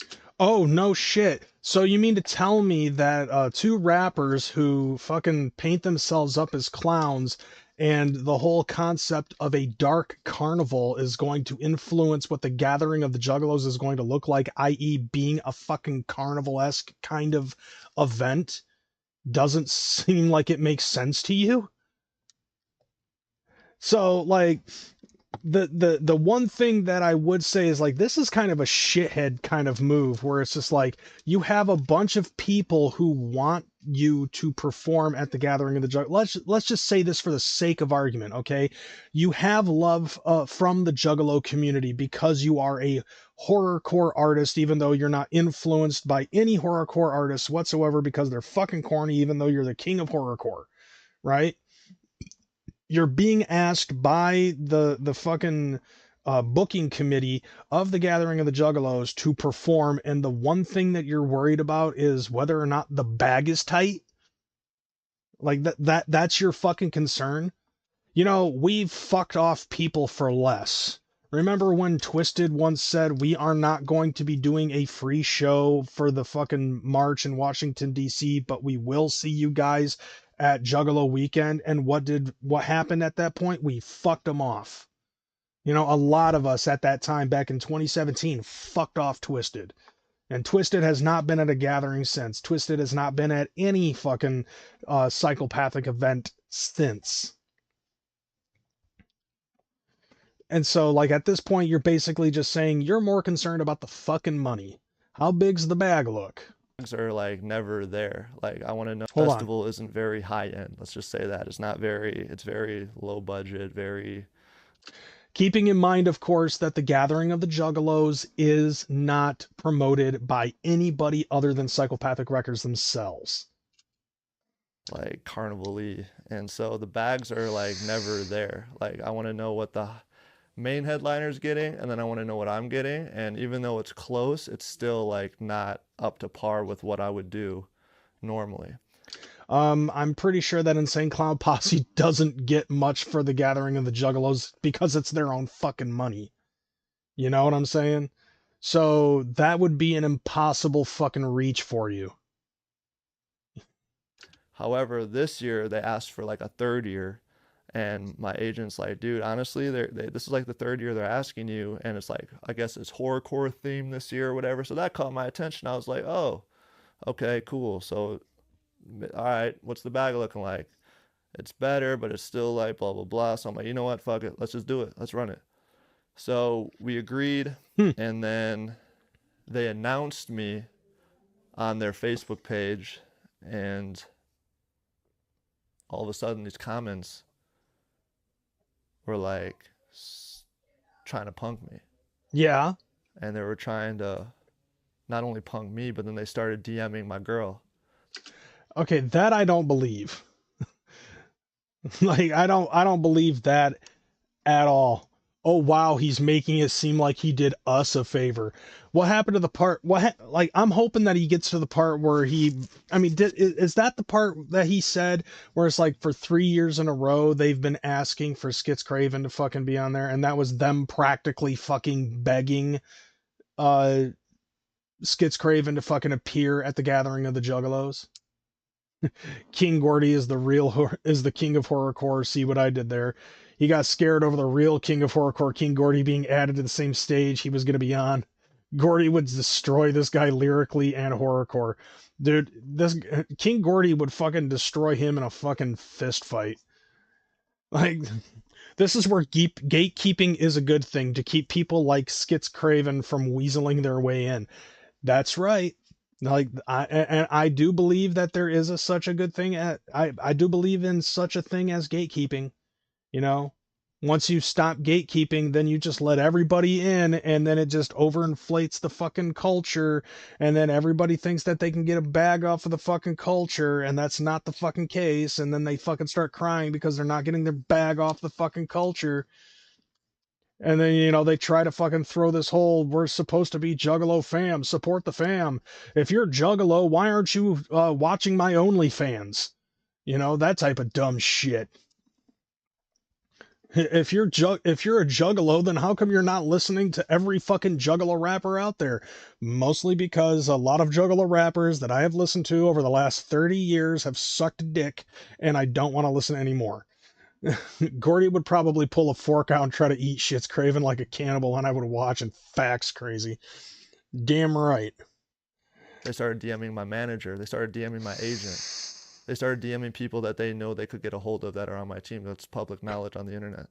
Now, here's the thing, though. Like, he ended up saying that there was a bunch of people fucking talking shit. I would have to say that because, like, look, bro, okay? In the Juggalo culture, Insane Clown Posse, for the most parts, are the kings of the wicked shit. Okay? And also at the same time, the wicked shit / acid rap and horrorcore for a lot of us are practically the same fucking thing. So to continually call yourself the self-proclaimed king of horrorcore rap, which is something that I've heard 3 fucking people say that weren't Insane Clown Posse. Shaggy 2-Dope calls himself the Southwest Strangler, and Jay calls himself the Duke of the Wicked. All right, that's about the farthest it goes. But lyrically, calling himself the Duke of the Wicked sounds absolutely fresh. So far, I have heard you, King Gordy, and King Crimson fucking each call themselves the king of the wicked shit or the king of horrorcore. And it's like, okay, you know what? We just need to throw you 3 in a fucking pit, throw some knives and some beer bottles in there. Go. Whoever wins is the king of the wicked shit, officially. I don't think you'd last a second. Yeah. And I sit back and I'm like, there's a lot of love in these comments, but there's a lot more hate. But so he's weighing out the pros. Juggalos that love me, that I've experienced over the years, that I've met personally. And I get DMs every day from Juggalos, literally every day. I could show you right now and just scroll how many Juggalos been fucking with me and still fuck with me, even after all this shit. Mm-hmm. But I'm looking at these comments and I'm like, motherfuckers talking about throwing cum at my girlfriend, throwing shit at me on stage. Are you fucking crazy? Okay, so about his girlfriend, no. Unless his girlfriend happened to be on stage at the fucking time that everybody was throwing bags of shit, piss, and jizz at Skitz Kraven. See, here's the thing though, like every year at the gathering of when people are being announced at the gathering of the Juggalos, and this is how uneducated he is about Juggalo culture. Whenever there is a list of people who are announced to be performing at the gathering of the Juggalos, there's always a fucking conversation amongst the Juggalos jokingly about who we think is gonna be getting the fucking Bubba Sparks award. Like that's the fucking thing. Okay, now that's 4. Okay, that's 4 fucking people, but since he's passed, it's now down to 3 again. So, I'm not sure if he's saying anything correctly about whether or not his bitch was going to get cum thrown at her. Maybe if Guar showed up, then yeah, that would probably, like his girlfriend probably would be covered in fucking space jizz. But, see, like, here's the thing, though. Like I said, every time that there is a list of artists that are going to be announced performing at the gathering of the Juggalos, we all joke around about who's going to get the fucking Bubba Sparks Award. You know what I'm saying? Like that, and for the uneducated, the Bubba Sparks Award was first awarded to Bubba Sparks for showing up 20 minutes late and then fucking trying to act like he was better than everybody else. So he got booed off stage. He refused to fucking leave. You know, after everybody was trying to boo him out of the building, he refused to leave the stage and people started throwing shit at him. It's happened time and time and time again, whether it be fucking Tila Tequila or Master P and the No Limit Soldiers, or fucking Danny Brown even got fucking shit thrown at him. Too Short has gotten shit thrown at him. You know, don't act like that you're all high and mighty just because people were saying, oh yeah, you're going to get the Bubba Sparks Award. Now it's like, okay, for real, you're probably going to end up getting the Bubba Sparks Award if you even so much as decide that you're going to finally show up at the gathering of the Juggalos, despite the fact that, you know, you could possibly apologize for being a fucking bitch, because you did end up being a fucking bitch online. And we all saw you do it. We know it fucking happened. Like, do you know who I am, bro? No. If any dude, I used to fucking bro when they would look at me funny. You think I'm gonna allow people to talk to me, my girl, my Okay, so he's allowed to cuss, but what was so fucking bad that they actually had to censor him? People like that? Cyrus, that's fucking crazy, bro. You think I'm gonna get on a stage and bow down to you fuckers? Yes. That is what now we demand of you. You ain't shit. Fuck you. And I haven't even heard your music yet. Like, you think that deserves my respect? And that's what, so I fucking, you know, I was talking to my agent, I was like, dude, who the fuck do these fucks think they are? Who do they think they are? Juggalos. Face.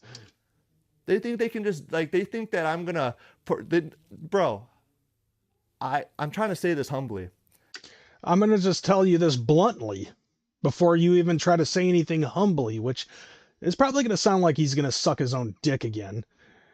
But it's like probably talked about assaulting or killing us if we did anything. Yeah, probably. Which we all know is also full-blown fucking cap. Absolute fucking cap. Flat brim. Fucking fitted. Cap. He would never do that. He'd fucking cry. Just like he just said that he did to his fucking manager. Who the fuck do these fucks think they fucking are? Yeah, cap-a-dap, dap, dap, dap, cap, cap, cap, cap, cap. All right, Cappy McCapperson over here. Fuck you, for one. For two, you know, because you ain't gonna do shit. You're just gonna fucking bitch and cry. Like, you literally look like he literally looks like he cries. You know, he cries until the darkness within consumes him, and then he goes on Facebook and talks shit about the Juggalos. Like, you gotta understand, dude, like, nothing would have fucking happened unless you are an absolute fucking cornball with your raps.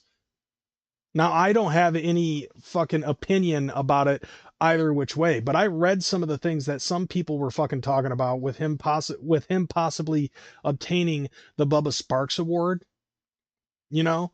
And I just kind of laughed it off, and I was like, we'll find out. I'm looking forward to seeing who could possibly get the Bubba Sparks Award. It might be him, it might not be him. But because of the way he fucking acted, like, dude, the internet is the internet, and the internet was interneting when you were announced that you were going to be a part of the fucking Juggalo gathering lineup.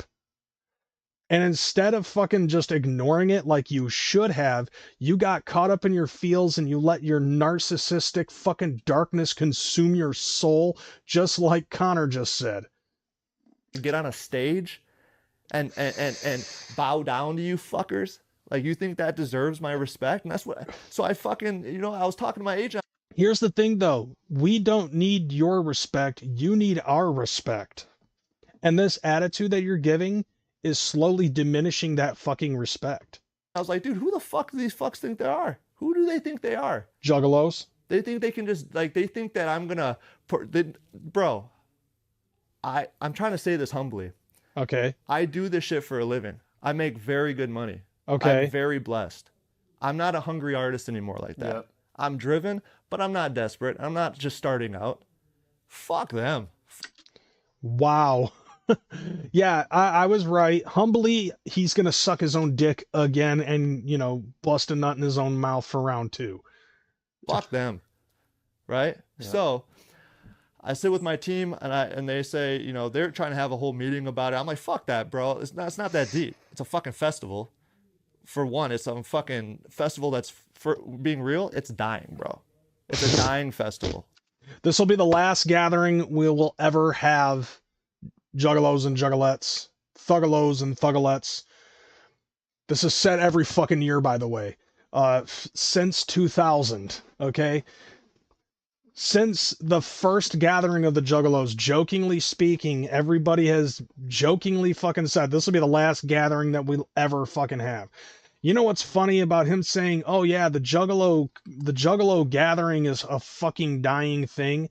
Motherfucker, there's literally only been 1 year that ICP has said that the gathering of the Juggalos has gone in the green. Like every year, the gathering of the Juggalos is in the red, has red ink at the end of the fucking day, and they still continue to have the gathering of the Juggalos every year, sans COVID, with nobody backing it up. No outside interference of money or anything like that. Yeah, dying festival, yet they have plans for multiple years in the future. Yeah, because we're going to have the gathering of the Juggalos next year at Legend Valley again. The gathering of fucking legends. He's not invited. And I have to say that for a fact. It's the other way around, bro. I don't give a fuck about your career, bro. I don't even know how long you've been in the game. And for somebody who's never listened to your fucking music, yes, you have to earn my respect. Because that is what keeps your fans. Okay? Some of these juggalos that don't give a shit about any of all that nonsense, that happened this year between you and the gathering of the juggalos. Yeah, you've still got those fans, obviously.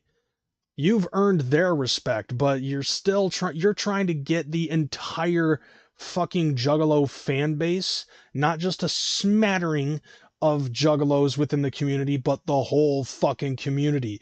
You give us the respect, we'll give you the respect back. That's the reason why there are so many artists that continue to return, whether it be DJ Paul or fucking Vanilla Ice, Ice-T, like all of these other rappers that we have given, we give respect to, but that's because you, as the artist who think you're so fucking high and mighty, and that's usually how we see celebrities, as these motherfuckers that are all high and mighty. But if you're actually able to fucking humble yourself, to bring yourself down to our level, that is respectful, to show us that you're one of us. And even if you're not one of us, you respect our fucking culture or subculture or however the fuck you want to explain it. But the fact is that instead, you didn't do that. Instead, you kept in your fucking ego, and this is the reason why now you've practically burned a bridge with a vast majority of the fucking Juggalo community. You dumb motherfucker. Do you not understand how social interaction works? Fucking social interaction. How does that work? Dying my ass. $250 ticket prices these days, and thousands attend each year. The cap is squeezing the part of his brain that produces all of the lies and bullshit. Yeah. We're about to have our 25th annual gathering of the Juggalos. And you want to talk about it being a dying festival? Man, fuck you. Like, dude, it's already being announced that we're going to have a 25th gathering of the Juggalos. It's a quarter of a century old now, and we're looking forward to it. To me, I find that this is a better fucking storyline push than The Rock versus John Cena being announced a year in advance. and you're not invited. Their numbers drop every year. They get less and less people that go there, and these are people that fucking love them. I'm talking about ICP. Yeah. Now that's also bullshit. I mean, like, we see so many fucking juggalos. Like, when I went in 2021, yeah, there really wasn't a whole lot of fucking juggalos that showed up. But at the same time, it was like we were still coming off the crux of the fucking of COVID and everything. We're still fucking, like, I believe as of now, we're probably completely fucking over COVID. As of right now, I would like to believe, but the numbers have gone up. There were more juggalos at this gathering than the last gathering I went to in 2021. And you want to talk about it being a fucking dying community? Like, how in the hell can you say something like that when you're not, when you said earlier that you don't pay attention to this juggalo shit? Like, for real. And their numbers are dropping. They put very little money into the actual festival. I've learned so much these last few months that I didn't know, that I didn't care to know, but I've learned so much that it's a dying festival. And they know it's dying, but they're holding on because they know that the fans that do show up would throw an absolute fit if they just stopped it one year. But no, to be totally honest, like, if they were to announce publicly that it is not financially feasible to be able to do something like the Gathering of the Juggalos, and like the 25th annual Gathering of the Juggalos would be the last one that they would ever do, I personally think that I would be fine with that. I understand that. They've done a lot of fucking cutbacks in the last few years, you know, whether or not, you know, whether having to sell their warehouse and having to go through digital distribution, with all of their merch sales and stuff like that. But here's the thing, bro, like, have you, like, this dude wants to talk about the fucking numbers and shit. You got to understand too, at the same time, like, take a look at all of the stuff that Psychopathic fucking sells at their merch table. Like, dude, I spent $1,000 and that's just me. And that's not including my fucking ticket to the Gathering of the Juggalos. The numbers have been going up slowly but surely. What up, Warlockside? I see you up in this bitch. Who is that guy? That's Skitz Kraven. Like, he looks like Danny K if Danny K didn't look like he had fucking googly eyes and a stroke. But still, on the reality though, it's like, dude, you're talking about all of these fucking numbers with the Gathering of the Juggalos, and you're trying to say that it's a dying festival. Dude, you might not seem to understand how they work their shit financially, because from what I'm to understand, Insane Clown Posse and Psychopathic Records actually fucking handle their money in a much different way than a lot of other fucking record companies do. And as of right now, you know, like, Psychopathic Records, aside from Chapter 17 being a subsidiary label, this is, you know, it's just Insane Clown Posse, and they're still able to fucking do all of the things that they're fucking doing with the Gathering of the Juggalos. And they plan to make the 25th annual gathering big as fuck. And now, like I said, you know, on top of having to purchase a lot of the shit that they fucking purchase in order to make the Gathering of the Juggalos happen, you got to also talk, you know, that's a lot of money going out, but you also got to take a look at a lot of the money that's coming in.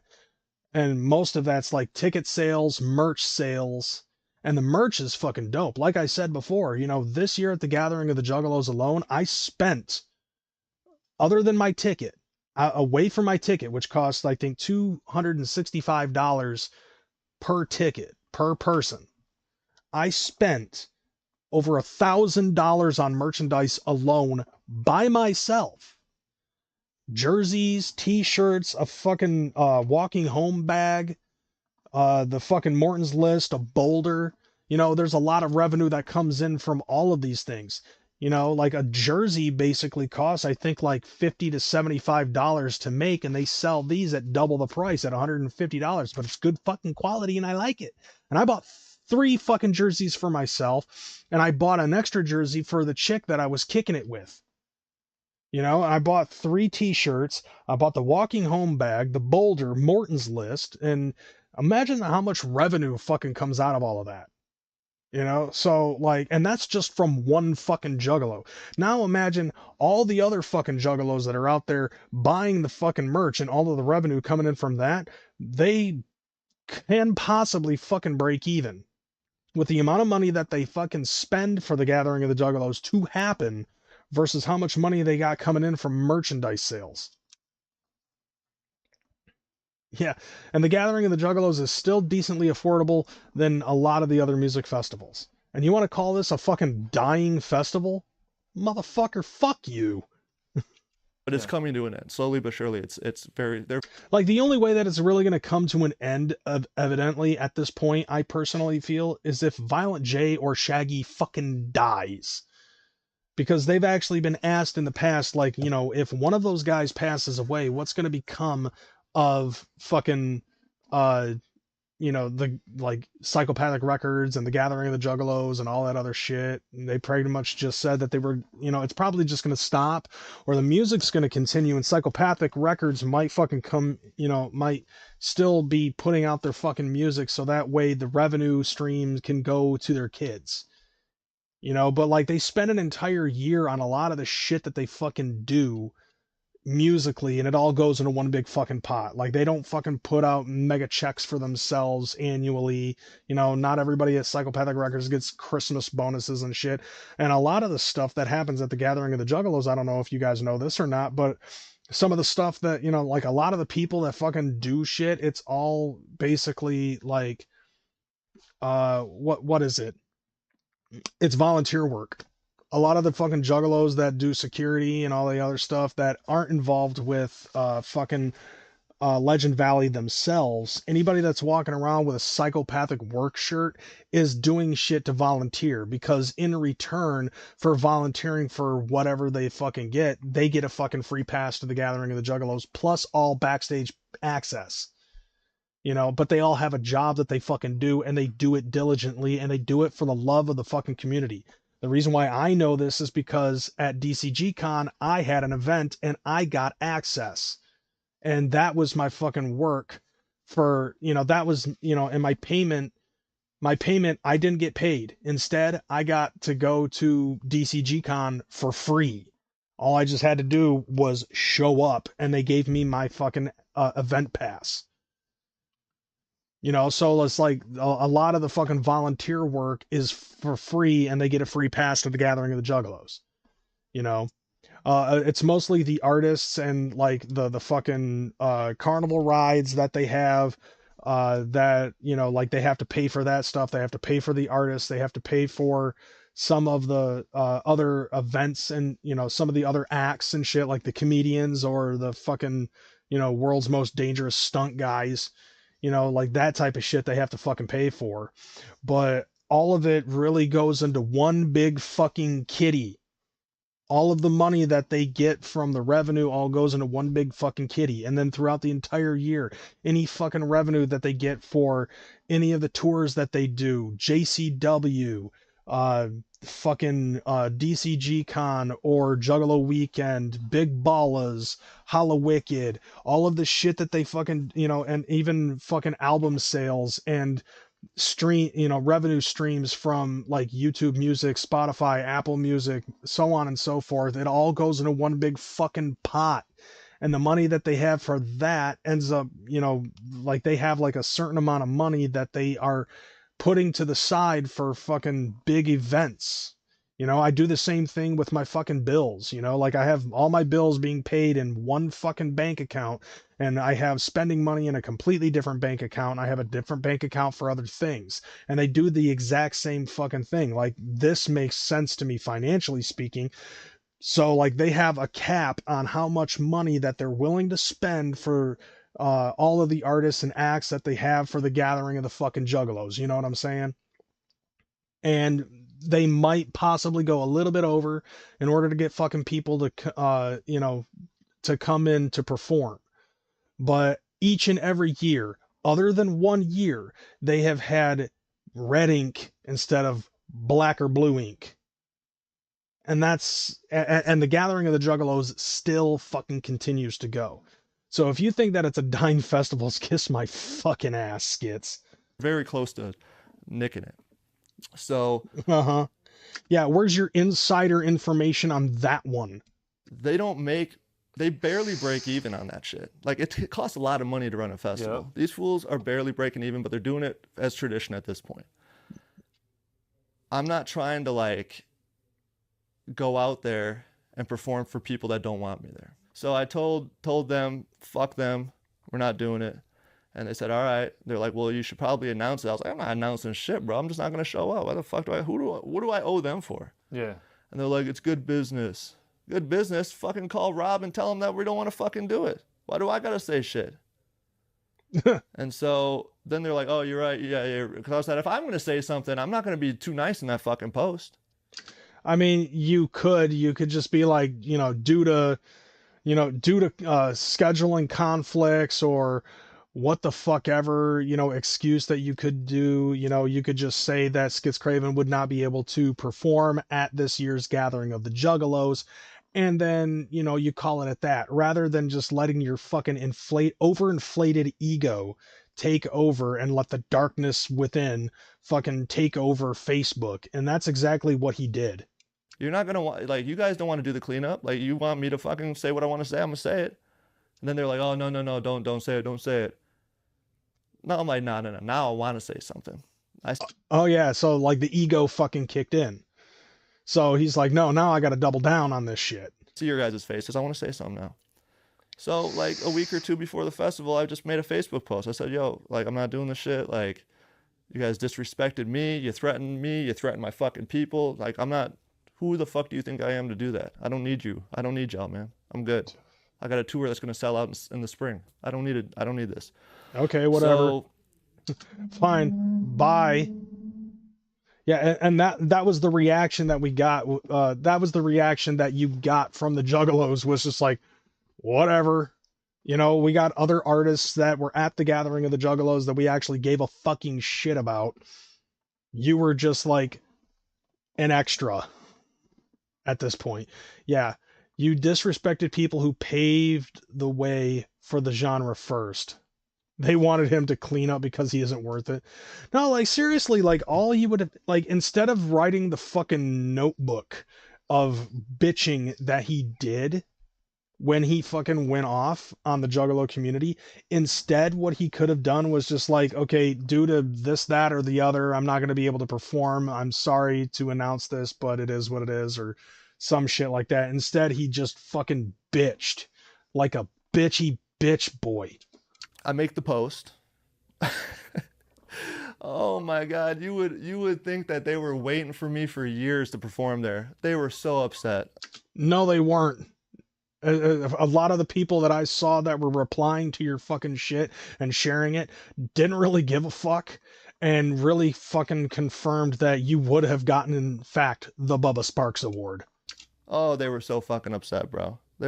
They were crying in the street like fucking Trump when like Trump won the fucking 2016 election. No! I can't scream because people are sleeping. They were so upset. They were mad. No, we were making fun of you, you stupid bitch. Made the post, logged off, didn't log back on for like a week. And everyone's telling me, like, dude, you might want to log on, bro. Like, so I log on after like a week and my DMs are just flooded. Fuck you, pussy. You don't want to do this. You're not real horrorcore because you didn't perform at the gathering. It's fucking hilarious, Cyrus. They're like, they feel like these, and I don't want to say all Juggalos because there's still so many Juggalos that I talk to every other day through Messenger and stuff that still love me and I still love them. So if you got love for me, I got love for you. But these fucking clowns. What was that, Wes? He acts like even a single person was slightly urged to buy a ticket because this no-name douche was there or not. I will say this though, I'll give him a credit where credit is due. Like, on his YouTube channel, he does have like 317,000 subscribers. So I'll give him that. The most recent music video that he did come out with had probably about 11,000 views within the first 11 hours or something, but like, still, like he's acting like he was doing us a favor by agreeing to do the gathering of the Juggalos. These fucking weirdos that are obsessed with me, they I mean, I'm not obsessed with you, bro. Like, this is literally the first time that I've ever fucking done anything involving Skitz Kraven. However, like, I've seen his name pop up every now and again within Juggalo circles, and I've never had any fucking ounce of interest in listening to his fucking music until today. they're like, they think that you have to, in order to be in the horrorcore genre, you have to like first get through them. Like you have to perform at the gathering. I mean, not necessarily performing at the gathering of the Juggalos, but like you have to fucking give us a little bit of respect and fucking, I mean, as a community, because like we are like between the Juggalos and the Suicidalists, we're basically like the first primarily fucking hardcore fan base in the horrorcore subgenre. You're not. We came here first. In front of 3,000 people. Like, bro, 3,000 people? Like, if you... I don't know, man. It's just crazy to me. These people are delusional. They're bored. They got nothing, man. And I almost pity them. They have nothing. And the ones that have a life act normal. They don't care. They don't have my cock in their mouth. They're normal. So, well, of course we don't have your cock in our mouths because you're too busy with your own cock in your own mouth, just like I've been hearing for the last fucking 26 minutes of this fucking airtime that you've wasted, and oxygen on top of that. It's a shame, man, because you know I fucked with the community, you know, until this shit. So until this shit, fuck them. Okay, yeah, fine. Fuck you then. So yeah, let's actually watch one of his fucking songs. So this next one actually is the most recent music video that Skitz Kraven has come out with, and it's called Red Light, Green Light, Dead. Let's see how well his fucking music is. Like, let's see if he earns the right to be called the king of horrorcore. No, I'm playing his fucking music because I'm actually curious. You know how I am when it concerns fucking music videos. I'm curious. Like,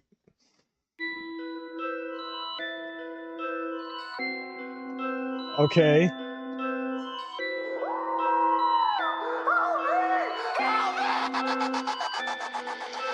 Sitting in my dungeon lately, I've been hearing. Okay, yeah, this is exactly what I was fucking talking about when I was searching through his fucking music log of all of the music videos. Like, literally, almost like 90% of his fucking music video thumbnails is this.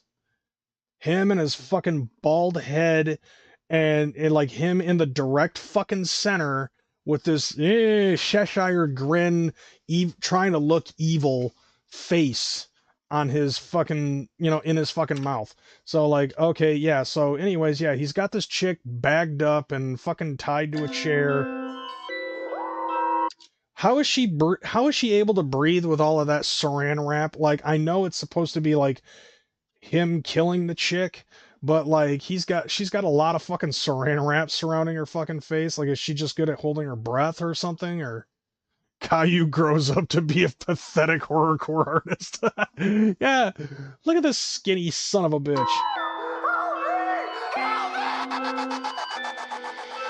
Sitting in my dungeon lately, I've been hearing hoopla, like who's hotter, who's raw, who thinks that they're too hard. See, I've been losing patience, patiently waiting for a new job, but ain't nobody hiring a psycho wearing a blue bra. But this bra ain't even mine, I took it off some chick from Utah that I saw in a U-Haul at a light ahead about 2 cars.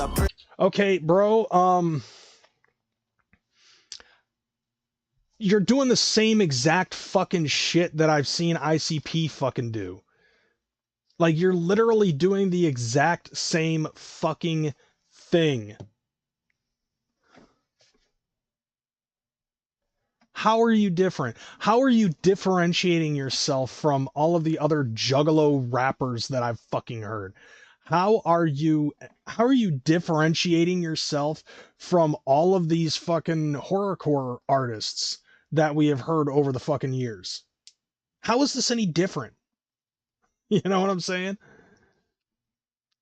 We all know what happened to KG, this guy. Yeah. Pretty blonde thing wearing a crop top with a boob job, but little does she know that she's about to get a new job. Like, literally, like, your cadence is fucking cookie cutter vanilla. Like, it's the same. Like, there's no fucking difference in anything in your cadence. There's no fucking difference in what you're doing in the music video. Like, the only difference between your music video and a lot of other fucking horrorcore artists is that your shit was shot in 8K. Like, that's the only major difference. See, I got imagery inside my head that you can't paint with. A plain bitch I can lay with. Wait, say that again? Hold on a second. Wearing a crop top with a boob job, but little does she know that she's a... What is that fucking shot where he's just standing there saying,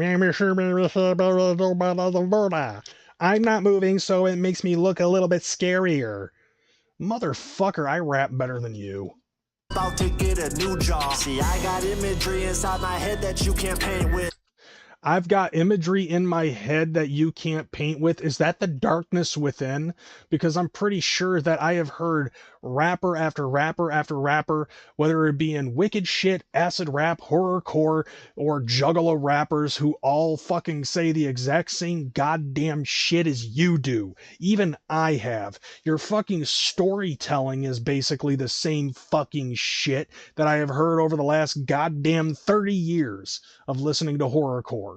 It's a plain bitch I can lay with. One more roofie, she a fame bitch. Hit the store. Dude, your fucking outfit looks totally fucking gay. Bro. Right, dude? He is the fucking... If Jojo Siwa was a dude, is what I'm seeing with this guy. Because didn't she fucking recently come out with a goddamn music video where she's like covered in blood? Or to buy something to raise a blade or take. Oh, look at me. I have a fucking chain. I have a fucking handsaw. Look at how horrorcore I am, bruh. I'm covered in blood. Ooh, I'm so edgy. I'm so edgy. With the way I leave her body, she gon' wind up being famous.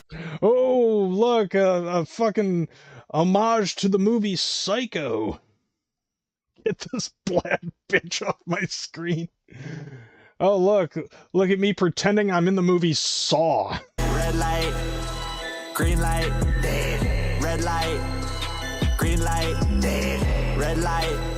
Red light, dead. Stalking you inside my van, see you up ahead.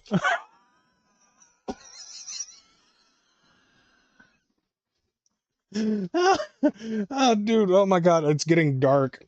Oh god, the darkness is starting to consume me because I'm laughing so fucking hard I can barely breathe and I'm about ready to pass out. This actually really sucks. Secondhand embarrassment.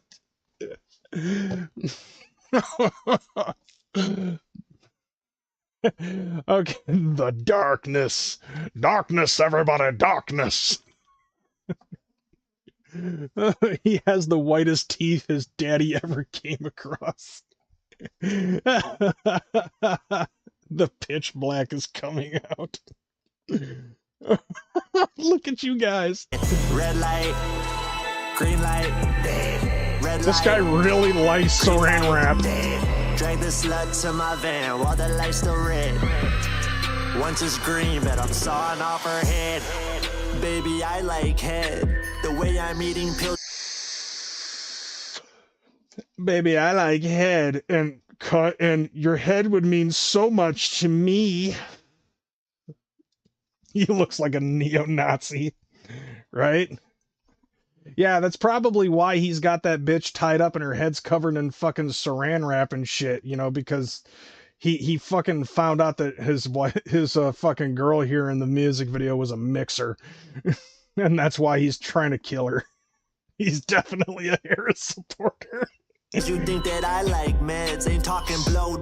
No, I don't think you like meds. I think you like men's. Jobs, the only head I like is sex. So if she's breathing, I ain't fiending till I slice off neck. Dude, this literally is as corny as I think creation execution skits are.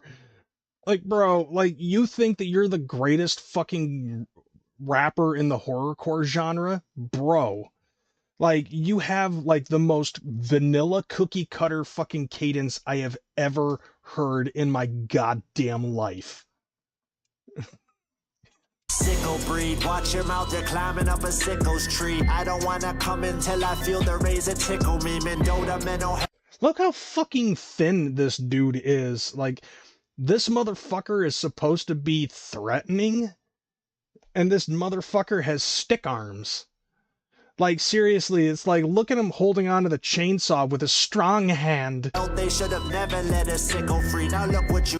And all these other things that he's fucking doing in the music video, like, literally everything is so fucking basic. Like, I'm a psychotic guy, so I'm gonna beat my head like this. Look at me covered in blood. I have a fucking handsaw. Everything about this dude's music video is so goddamn cookie cutter. So what's your fucking gimmick in the horrorcore genre? I like to kill people and rap about it. That's your fucking gimmick.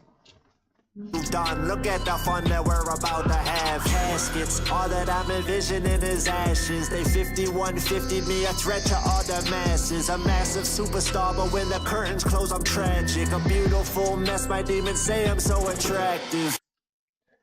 I'm so pretty, oh so pretty.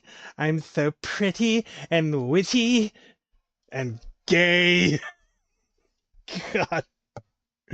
Jesus fucking Christ, this is horrible. This is fucking horrible. This is fucking terrible, dude. Like, wow. Like, why? I mean, yeah, there it is, ladies and gentlemen.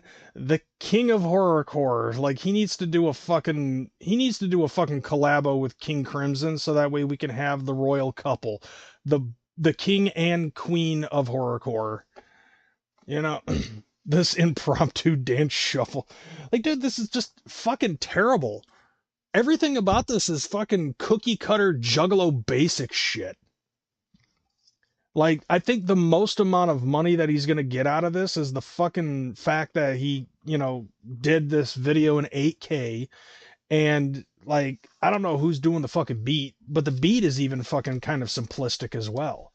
The beat comes from, like, early 2000s fucking Juggalo artists. And he wants to talk about it, he wants to make it sound like that everything that he fucking does is absolutely innovative and creative and all that other shit. Like, fuck this guy. Like, dude, you are fucking you are nowhere close to based. Okay? You are absolute fucking basic trash. Fuck Skitz Kraven. Fuck that shit. I'm just gonna talk about the next fucking thing. So I came across this, I guess this was like from 2 years ago. This group of guys called Really Bad People, and they fucking ended up doing like this podcast that was like talking about their experience with the gathering of the Juggalos. But I didn't even but I was gonna fucking talk about that. Instead, I think that we'll just watch this music video that I'm pretty sure is Juggalo related. Like, okay, before I get into this, because I'm pretty sure that the music video that we're about to watch is gonna be like fun and stuff, because I only saw like maybe the first 15 seconds of the music video from Really Bad People called Faygo, which is very Juggalo aimed. And, you know, comparing it to this music video, like, I'm gonna say this, like, the imagery on this is very basic and very try hard, you know? Like, you're trying real hard to fucking prove that you're the king of horrorcore. And it's a tell. Like, you can obviously fucking tell. However, this motherfucking music video, like, it doesn't even come across like they're trying. It just literally looks like they're having fun with the content. So, like, yeah, this next music video we're going to be watching is called Faygo by the group Really Bad People. And maybe we'll watch the podcast on a later episode, but it's getting late. Alright, here we go. Faygo. And he doesn't even have a Stanley. So yeah. Make your block hot, bitches mad shocked. So much Faygo, make your heart stop. Bitches non-stop, smoking dope until I pass out. Say I'm gassed out, bitches mad cause they can't fuck. Cause I'm in my bag now. I mean, just like the shit with this, on the other hand, like, I feel like this is more aimed, you know, like, obviously it's aimed towards Juggalo shit, and it doesn't even feel like that they're trying as hard as Skitz Kraven was. You know, instead, it's like, this is a more laid back, more fun thing. It's like, because I believe that these guys said that they performed on the second stage at the Gathering of the Juggalos a couple of years ago, and it seemed like that it was very well received, and because of that, I guess in turn they ended up making this music video. When I heard it, y'all want smoke, but they popping no shots. Got a body in the trunk, I ain't giving no fucks. With a knife, I cut him up. Pussy boy gon' test your luck. This that shit that make the party stop. Off the Molly rock. Hurry, please gon' make her body drop. She get mighty top. You mistake, you let her set it. See, like this right here, like this feels like this belongs in that same vein as like Chapter 17 and shit like that. And you can clearly tell these guys are fucking having fun with it. You know, it's like, yeah, they are catering to the Juggalos by just making a song about Faygo and throwing Faygo on each other, but at least they're having fun with it, you know? We warned you all. Mistakes is how we bet it off. Dude, tell me that didn't look like a fucking Faygo bukkake, you know what I'm saying? Hold on, let me rewind that a little bit. Yeah, tell me that doesn't look like Faygo bukkake. They're all shaking it on him. It's that bitch, don't make me wait. Just bring that paper to my place. These goons put blades up on your face. You move, you leaking, ruin your day. Got a little bad bitch calling my name. Part of my brain don't work. Heart of real pain don't hurt. That's for sure. Oh, no, there's 6 of them. Who loves orange soda? That guy loves orange soda. Tags, leaving body bags. Run your shit cause we want all the cash. They call us really bad. Can't little punk bitch ruin my day. It's totally Faygo bukkake. This is fucking dope though. Say I'm gassed out. Bitches mad cause they can't fuck. Cause I'm in my bag now. Okay, so there is like a little fucking hiccup in the chorus though, I will say that. So, hold on a second. Like, listen to the chorus, there's a little bit of a fucking hiccup in it. It's coming. Although that beat fucking slaps, I like how that beat goes. Make your block hot, bitches mad shocked. So much Faygo, make your heart stop. Bitches non-stop, smoking dope until I pass out. Say I'm gassed out, bitches mad cause they can't fuck. Yeah, that right there was like bitches mad cause they ain't blah blah blah. Like there was a fuck up in that fucking shit right there. Cause I'm in my bag now, blowing packs out from the rust, smoking off the rooftop. When I heard it, y'all want smoke, but they popping no shots. Got a body in the trunk, I ain't giving no fucks. With a knife, I cut him up. Pussy boy gon' test your luck.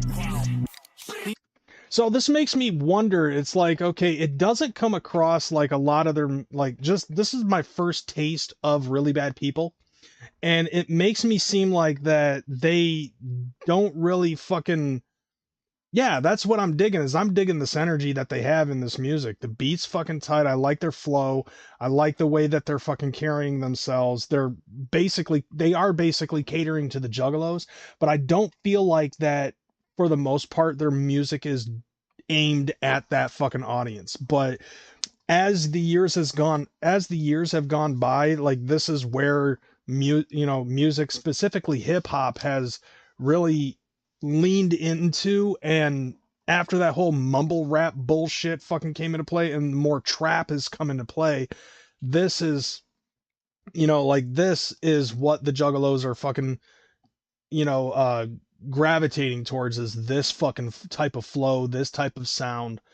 And it seems like, I think that when they got fucking asked to perform at the Gathering of the Juggalos, it just based off of what I had seen with episode 2 of Really Bad Podcast, I watched a little bit of it. Like, they really didn't know what to expect when they performed at the Gathering of the Juggalos. Like, it doesn't seem like that to me. Like, these guys were like Juggalo, like Juggalo influenced or anything like that. But there might have been some Juggalos that were like, yo, get these guys. The name alone sounds like it could fit within the Juggalo mold. And obviously it does, because these, or maybe I'm wrong and these guys have been Juggalos the whole fucking time. They just never really catered to the Juggalo aesthetic. Antagonist, no Autobot, I'm in the octagon, make a body drop, you keep talking. See, I fuck with that. Blah, block all your shots, we just fucking rock, like risking lots, rat-ta-ta-ta. When you on the spot, you can suck a cock, you can suck a dick, you can eat my ass while I chug a fifth and I'm puffing grass. I've been bugging bad, I know, y'all coming last, I don't. Y'all razzle-taz stuck in the past, I know it's fact that I'm dope. I love this. That you hoe. Your mama give me that throw. I fucked her ass and I had a blast, I spit it back and I blow. I cut them up and I drop them off, yeah, I got the sauce. I love the way that these guys fucking flow together. Pop a top and just fucking rock, bitch. I just bought this fucking bag, let's blow it down. I got a show in town. My folks around it, they looking down. Fuck what you think, cause I know they proud. Yeah, this is definitely something that Juggalos could fuck with. This is definitely some fuck-withable Juggalo shit. And all it is just these dudes fucking throwing Faygo on each other and smoking weed. I think these guys understand Juggalos a little bit more than Skitz Kraven. You know what I'm saying?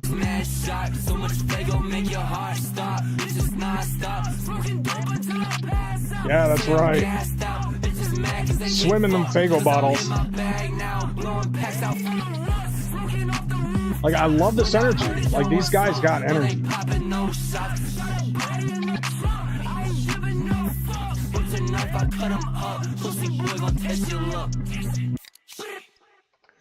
I fuck with that. See, like, that I'll fuck with. So, like, definitely gonna have to take a look. Yeah, he's like swimming in fucking Faygo and Faygo bottles and shit. And I'm pretty sure that dude's front lawn smelled like shit for the next 2-3 weeks. But I dig that fucking sound. So, like, that's definitely something that you got to put in your rotation. If not just that song, then definitely fucking just the whole band itself. So maybe it's up on Spotify or YouTube Music, whatever your shit is. The group is called Really Bad People. And I came across that because I was like trying to find some Juggalo shit. And I came across that based off of a podcast that they did. I guess they performed at the Gathering of the Juggalos a couple years ago. Birthday Song by them is also good, and they put on a good show. But I love that energy. I like the energy that they fucking gave in that music video. Not some fucking lanky douche fuck that thinks that he's the king of horrorcore. That's not how you get to become the king of horrorcore. By just saying, hey, I'm the king of horrorcore, therefore I am the king of horrorcore, right? But yeah, that lawn is going to start growing whatever color Faygo they were spraying everywhere. It was bukkake orange. So yeah, suddenly all of their plants are going to turn yellow and brownish. To close out the night, though, we have a new music video that came out recently, another one with Gathering of the Juggalos footage, and it's coming from Sagan Umo. I think that's how it's pronounced. To be totally honest, like, I knew that he performed at the Gathering of the Juggalos, but I did not watch the performance.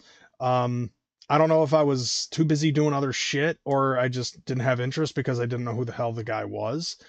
Or I might have just been too busy with some other shit. I don't know. But I've been seeing that there's been a lot of Juggalos, primarily a lot of the Latinos in the Juggalo community that have really been fucking putting him, putting his name out there. So I was like, all right, I gotta fucking check this out. Now, I did watch the video beforehand, but we are gonna watch together. Te lo cojo, I believe is how it's pronounced. I don't know Spanish, and I don't really know this guy. So, nevertheless, we're gonna take a look at this. I did see like a little snippet that was shared by Acetone, and I think it was Sagan that ended up saying, you know, try to count how many fucking juggalos are in this music video. Yeah, so I guess this is good that we got a little piece of Skitz Kraven, and now we're gonna get some Sagan Ummo. I think it's Ummo. We're just gonna say it's Ummo until somebody fucking corrects me. But here we go. Te lo cojo, I believe is the name of the song. Here we go. No, I will say this, like, right off the rip. Oh, look. The homie Wakanda in this bitch. Hell yes. Swill, thank you for subscribing. Hell yeah, that's some love right there. Now, I will say this, for the most part, like, people in fucking, like, the fucking ski masks do tend to piss me off. And that's just due to some fucking, offshore, like, Juggalo hating trolls that fucking started doing that shit, and it was just like, okay, I understand it's a thing, but it's just like, just seeing a balaclava pisses me off.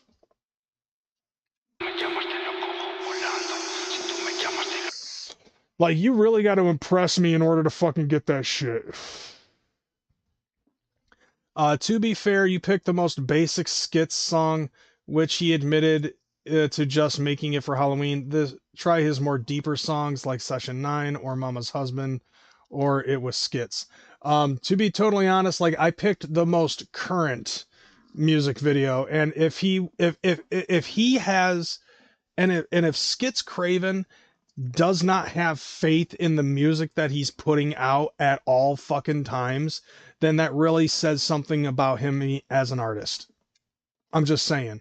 Like, no, and like, I learned when I first jumped into hip hop back in 2005.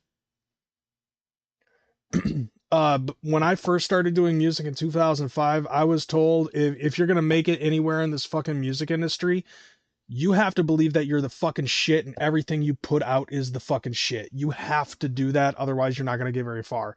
Obviously, I did not get very far because I second guessed myself. And the way that you're explaining, even if he's doing like a basic fucking Skitz Kraven song, he's basically calling himself basic because he's second guessing himself. That's just how I look at it from a psychological standpoint. Nevertheless, this shit. So like Ouija, oh, hi. Okay, how much you want to bet that there's LSD in that fucking Faygo gun?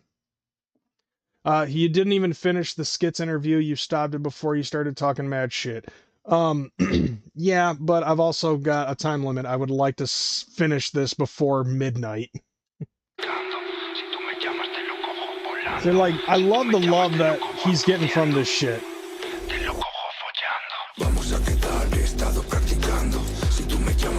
Hey, there's Acetone, and I also saw fucking, yeah, Face Tap Mommy twice so far. Like, she fucking hung around this dude a lot, it seems like.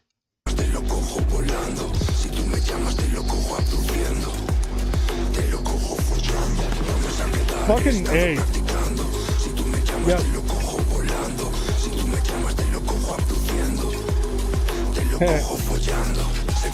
Like, this dude got a lot of fucking love at the Gathering of the Juggalos. Now, let me ask you this, like, is his stuff supposed to be aimed at the Juggalo culture? Because it doesn't feel like that it is. Like, it is not necessarily designed specifically and solely for Juggalos. However, Sagan UMMOWOW ended up getting a lot of fucking love at the Gathering. And it might not be just because he was Skitz Kraven's replacement at the fucking Gathering.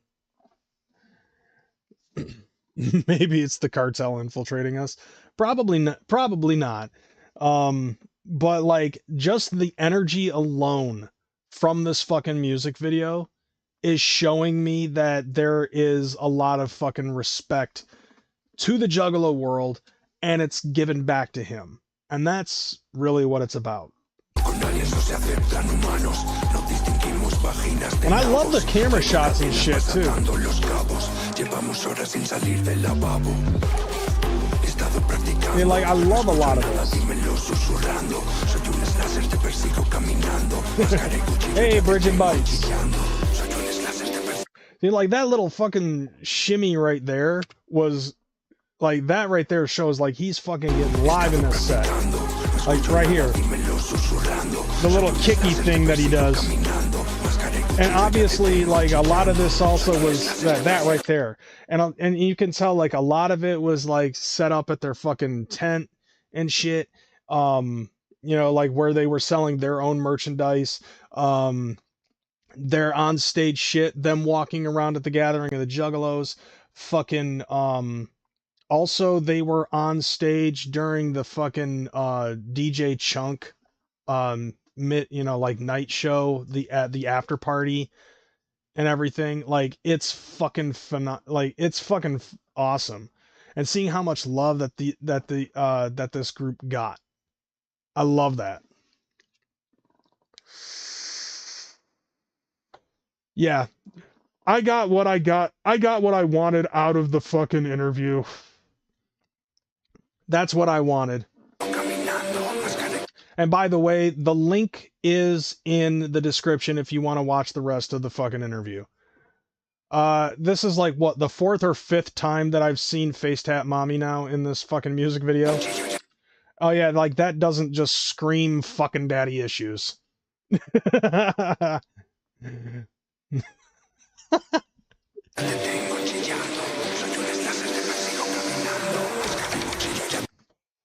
6. Oh, hey, look, there's also Stony in the background. Like, bro. Okay, so now, like, the music video in and of itself is fucking fresh. Now, I gotta fucking say this, like, what is up with this? Like, this is the 6th time, in, like, a minute that I've seen Face Tap Mommy. Was she just, like, fucking hanging off of fucking Saganomo?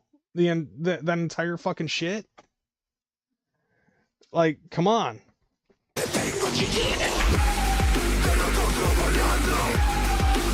Now it's just like, okay, now we need a counter. How many times do we see Face Tap Mommy in this fucking music video? Okay, we get it. Latino shit, but come on.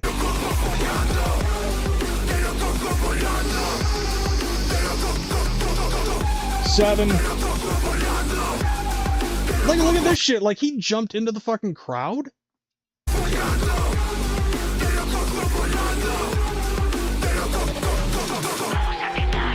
Like, look at this. This is fucking high-octane shit.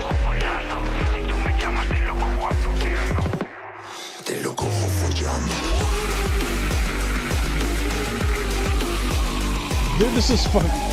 This is great. Okay, I just saw fucking Humble Among. I've also seen Bridget Bites like 3 times. I think I saw Anthrax a couple of times on that shit. That's fucking interesting. Yeah, there's Anthrax again. One of the coolest things, and the first time I watched this, I thought that was Church. The black dude that got pushed. Hold on. Like, hold on, wait for it. Wait for it. Yeah, that, at first I thought that was Church, but it moved so fucking fast I had to pause and I was like, no, that is in fact not Church. So Church, you are not in this bitch. But one of the coolest things was at the very end. Yeah, right there. The homie Hack Benjamin with his own Silva, which, by the way, he ended up covering now with orange duct tape. And and fucking he painted, he like covered it up in orange duct tape, and now it looks like a fucking pumpkin. See, Ummo is trash. You can't even understand him, according to what Kick and Toss says. Well, that's probably because he's speaking Spanish, and that's why you can't understand him. But, you know, music is a universal language, and what's fire is fire, fam. So, like, seeing how happy Hack Benjamin was that he had that, because that giant fucking ball of duct tape, like, he has so many fucking people that will, like, sign that bitch. Like, I signed that, and then he has me cover it up with some fucking duct tape. But yeah, like, this is fire. The energy that the energy in this fucking music video, the way that it's shot, fast-paced shit, I don't care if it's in Spanish or not. It sounded dope as shit. And that is definitely something that I can fuck with. Like, there's a lot of stuff on like on the fucking overseas spectrum that I fuck with. And so Saganomo is definitely one of those things. Oh, no shit. Fucking spoiler alert, he's coming on the Hours of Chaos podcast. He's down and he's a fan of the show. That's the shit. So what is that? Is that coming up soon? Is that going to be next week on the Hours of Chaos? Or is it going to be like you got a date? Or are you just going to keep it fucking you just going to keep that date under wrap and surprise, motherfucker? Because like you have the opportunity to post that up in the fucking chat. So okay, yeah, because it's a different time zone and everything. Yeah, that makes fucking sense. Nevertheless, though, there's a plug right there. Saganomo going to be interviewed by Don Chaos at the fucking on the Hours of Chaos podcast. That's fucking dope. I did finish the interview. I finished the part of the interview that I wanted to fucking do, because that was the only reason why I fucking wanted to talk about it. Did you not see at the very beginning? I was skipping through him fucking humbly sucking his own dick on the interview. So, like I was saying, like, shit like I'm definitely fucking down to listen to, even though it's not my native language. I speak 2 languages, English and bad English. And I'll listen to fucking Japanese metal. I'll listen to fucking... I just recently started getting back into listening to Bloodywood, which is Indian folk metal, The Who, which is that Mongolian shit, and like a lot of other stuff that I don't even fucking understand. Like, I've always listened to overseas shit, listened to fucking Him, which is a Finnish band, Nightwish, so on and so forth. So I'll definitely fucking get into this, because this sounds absolutely fucking fantastic to me. The way that fucking energy is, and this is the most recent music video that Saganomo has put out. So I definitely fuck with this. Oh, I'm sure that he did, but I got bored with it. And I was like, I want to see what he's fucking, you know, what's so great about him. And I played the fucking music video, and that was the end of that. And that's the end of this, because I'm done with the fucking show. That's no more shit. I've got enough out there. So with that being said, I'm ending the show right here, right now. Thank you, everybody that fucking came in. If you're new to the channel, make sure you hit that fucking subscribe, boy, and share this motherfucker. I'll be back next week. This is the Crazy House, y'all. So, deuces. Y'all have a good one.